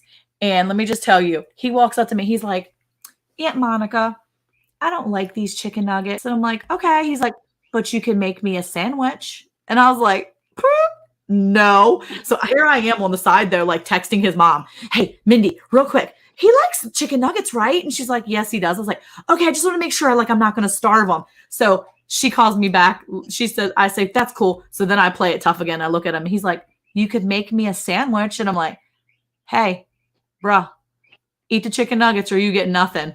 So then he was like, he ate the chicken nuggets, needless to say. But that was only after I told all of this, I told his sibling and his cousins, hey, anybody else want some goldfish? I've got goldfish. And they were all like, yeah. So I'm dishing out goldfish, and I got to him and I said, oh, you don't get any goldfish though until you eat your chicken nuggets. And he just looked at me, looked around, and I told all the kids, and I said, and all y'all, don't give him none of your goldfish. He cannot have it. Their faces were like, I said, this kid's going to hate me. He ate his chicken nuggets. He ate his goldfish. He had a best time ever. But let me just tell you, it was making me laugh so hard because he was like, you can make me a sandwich, Aunt Monica. And I'm like, nope. But of course, you know, I felt bad though. I was like, oh my gosh, does he not like these chicken nuggets? So yeah, he ate 2 hot dogs. His life was fine. I feel like hot dog. I mean, I've had Nathan's hot dogs, but I feel like if it's hot dog time, the whole reason you eat hot dogs is so that everybody can eat for 99 cents. Like you buy the 1 pack of 99-cent hot dogs, maybe 2 packs because I eat 2, and then we're down to 6, and no, they don't all get 1. Okay, so you can feed the whole family for under $5, right? That's the whole point of hot dogs, not to buy 1 package of hot dogs for $5. Like that's not the no. We have hot dogs. That means, guys, budget's a little tight this week. Okay. They're getting expensive though. Well, see, when we get hot dogs, it's a full meal because I'll be making like several packs of hot dogs, and we make it up. We make like nacho cheese. We make hot dog chili. I mean, we make it up. So these people eat good hot dogs. They don't eat junk hot dogs. But I mean, I like good hot dog days. I mean, I like all the fixings. But like the other day, I was working in the house and the kids came in. My Eli came in. He was like, hey, Dad, you got to go buy some lunch meat. There's nothing to eat. I was like, have you checked the freezer? He's like, no. I was like, all right, we'll go check the freezer. And he comes back. He's like, there's some burgers in there. I was like, well, then turn the grill on. He's like, how you do that? I'm like, oh, my gosh. What have I done? These were the kids you were teaching how to be men? Yes. So now this week they learned how to smoke burgers. So for lunch, like we had smoked burger, like they got the smoker going and they pulled them out. But sometimes you just got to let them fend for themselves. Let them figure it out. Once they're out of chips, then they start trying to cook. Yep. That's what, well, my kids each day, they're like, what are we having for lunch? I'm like, I don't know. Leftovers? Go look in the fridge, people. You are big people. Well, my 6-year-old, I feel like I said a couple years ago, I said, either we've failed this child miserably or we are amazing parents, because he'll be 7 tomorrow, Ezekiel, the youngest. And let me just tell you, that kid, I have a picture of that kid at 4.5 years old, sitting at the table with himself with a bologna sandwich. That joker made himself, he went through like a phase where he would only eat bologna. He made himself a bologna sandwich with mayonnaise at 4.5 years old, took his little knife, his little butter knife, got up in there, got himself, he wouldn't let me help him. And he knew how to make it. That's what he ate. He didn't want breakfast foods. He wanted a bologna sandwich for breakfast every single day. He did that for like 2 weeks. It was pretty ridiculous. I was for sure thinking he was going to have a heart attack by the time he was 5, but he's alive and he made it to 6. So I guess we didn't do too bad. Well, now I have the girls making me lunch since it's summer break, and they're in there, and if I don't wake them up and they do whatever they're going to do, the girls are playing. I said, look, guys, these are the rules for summer while I'm working on this house, because I get out there pretty early in the morning. I just start and I stay out there. I said, I don't care what you're doing, but at noon when I come in and I want lunch, you're going to make me some lunch. I was like, and when you get up, you do your bathroom rituals or whatever. And then you're going to sweep, vacuum, mop, clean the counters and the stove. I was like, those things are standard every day. And then I want my lunch at noon. And then we'll figure out dinner when mom gets home. But Eli, the boys did. Eli did say something the other day at that Chinese restaurant. We went to a Chinese restaurant. We got done, and they're like, "I thought it was pretty good." And he was like, "You know what, Dad? For real though, Mom's food is way better than all of this restaurants we go to." And I was like, "That's right." Awesome. I was like, That's "And don't good. forget that either." Yep, there you go. Well, there's a lot of times when we'll end up having leftovers I'll maybe cook 2 nights a week, and we'll have leftovers the rest of the week, or we'll mishmash this or that so we don't lose it, or I'll just can the leftovers and then we'll make something fresh. But my kids ate rabbit, I think 3 nights this week. Was it this week or like Sunday? I think we had Monday and Tuesday both. We had rabbit for dinner, and these kids were like, "This is so good." I'm like, "Good, because y'all, I need to get some of this meat out of my fridge and my freezer." So they were just loving it. And of course, my kids go through phases where they eat certain things or don't eat certain things. I feel like they're just, they're learning. But yeah, they'll make their own lunch for the most part. I think today, I don't think I made them lunch at all this week. I might have made them lunch earlier this week. They make their own lunch. I don't make them lunch.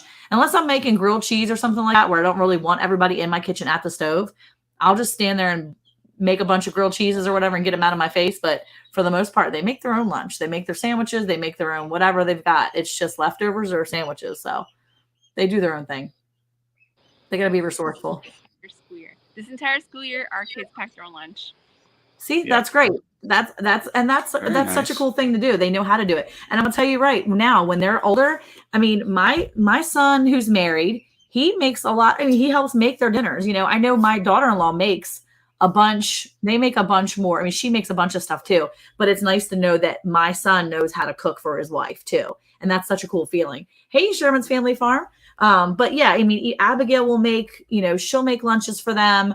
They'll make lunches for themselves. They're pretty resourceful. And, it's nice to know that they can make food once they get married, once they're living on their own or whatever it is, they can cook for themselves and take care of themselves that way. I'm ready to go down there and go down there and visit Sherman's Family Farm, because that guy grows watermelons and he's got a fruit stand, and I'm ready for some fresh watermelon. Sure. Yeah. Wait, where Every are they? time he comments on my stuff, I'm like, I want a watermelon. Are they in Texas? Or are they in Oklahoma or Arkansas? Yeah, South Oklahoma. Oh, okay. So they're closer to us. Yeah, probably.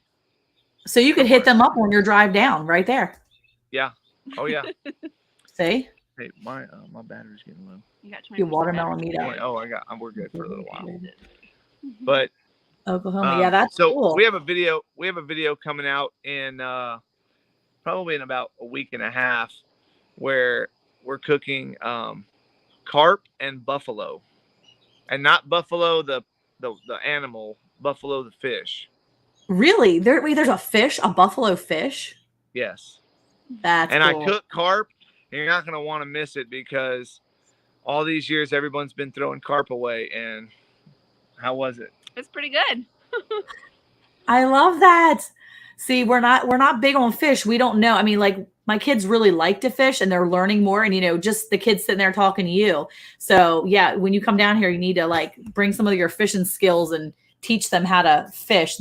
Nobody needs no goats, Jake. Jake is down here with us down in Texas. And let me tell you, he's got goats coming out of his ears and eyeballs, which is his ear balls, all of this. And he's trying to give goats away all the time. So nobody needs your goats, Jake. Hey, Jake, I need a goat. Eventually. Okay, there you go. Jake. When you're ready for goats, you come down here and I will take you to Jake's and we will get you goats. Lazy days. See, that's what I'm saying, is everyone thinks that they're crap, but I'm going to show you, stay tuned, that it's not. We smoked it. That's and cool. We oven baked it, but the smoking, we smoked it. I'm going to show you how to eat it. I'm going to show you how to get rid of the bones and turn your world upside down on this whole eating carp. It was amazing. That's so cool.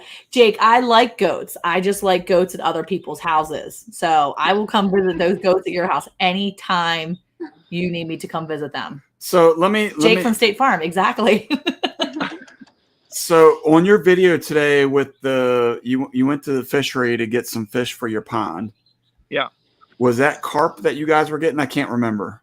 That was grass carp. Yes, grass carp. Okay. So they are different than the bottom feeders, like common carp, and I go over that too. But so you have common carp, you have grass carp, Asian carp, silver carp, big head carp. Some of them we normally have here, and some of them are from Asia. They're infesting, certain waters and stuff. But no, we put grass carp in, and they're called triploid grass carp because they can't reproduce. So basically, however many you put in there, that's how many is going to grow, and you can shoot them out when they get bigger. We're hoping that they kind of eat all the vegetation and get rid of our duckweed on our pond. Wait, why can they not reproduce? They're sterile. I guess they breed them sterile somehow. I don't know. Oh, okay. That's or maybe when crazy. they're babies, they go in there and they just I don't tie know. their tubes. Don't think so. Well, I guess it's like a mule, right? It's a cross between a horse and a donkey, and they're sterile. They can't reproduce. So maybe they're crossing them with something. It's the same. Like chickens, they can't. The hornless chickens, they can't reproduce. No, there's something different. It's something different.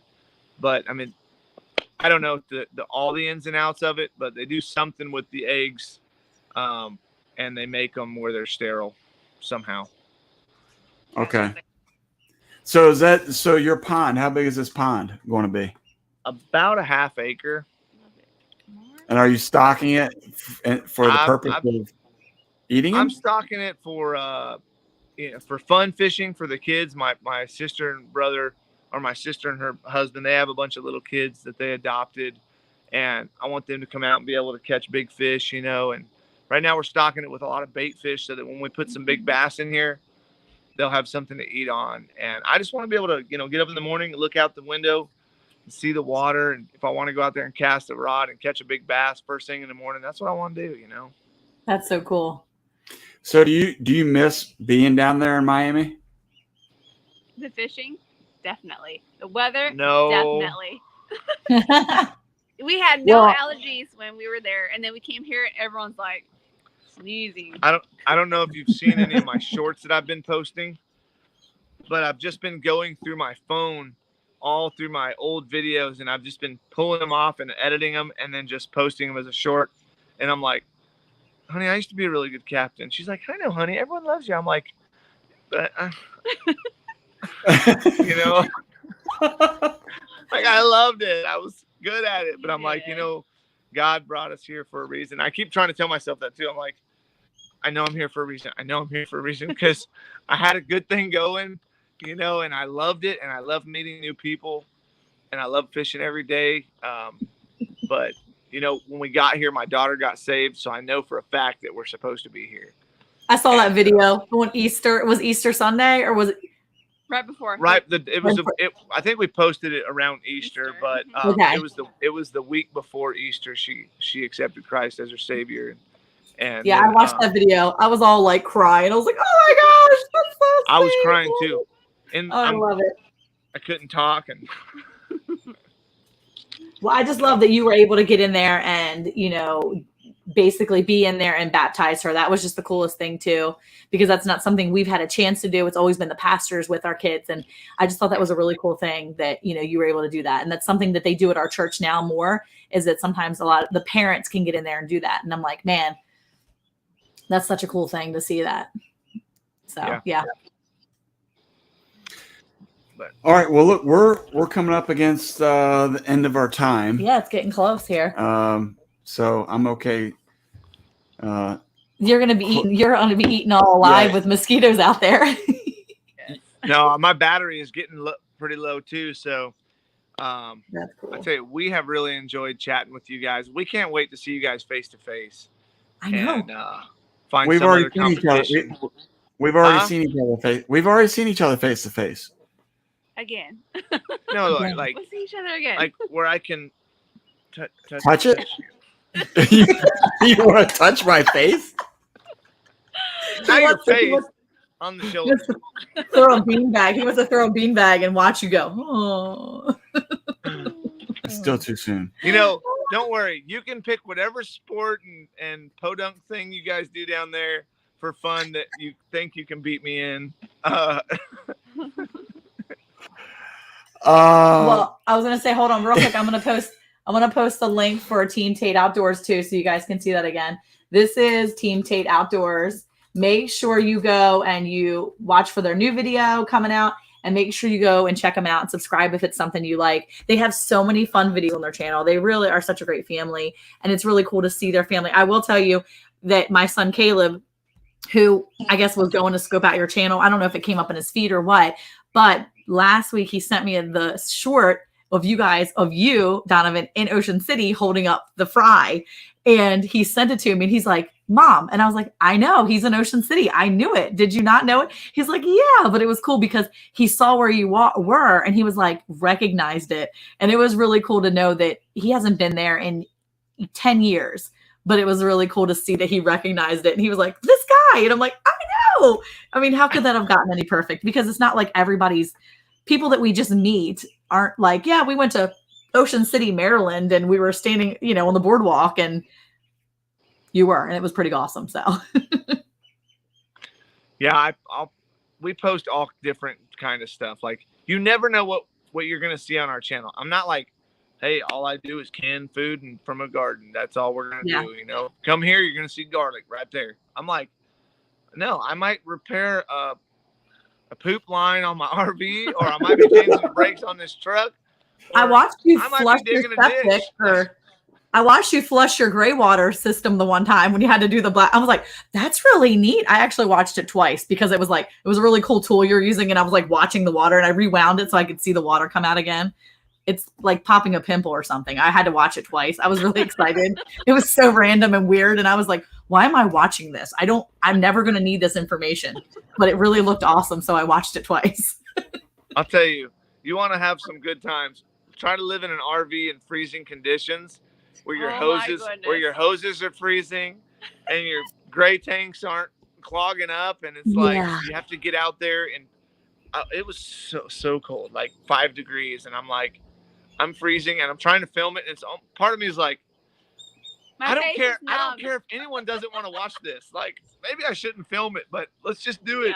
Hands are freezing. Filming you with numb. And so, you're trying to get a video done, and it's like, man, is this even worth it? Like, it was worth it. It was worth it. Thank you for sharing that. Well, it's good. So everybody go out there and check out Team Tate Outdoors. They are an awesome couple. They're awesome family. And it's such a cool thing to see their channel and to watch all the different things they do.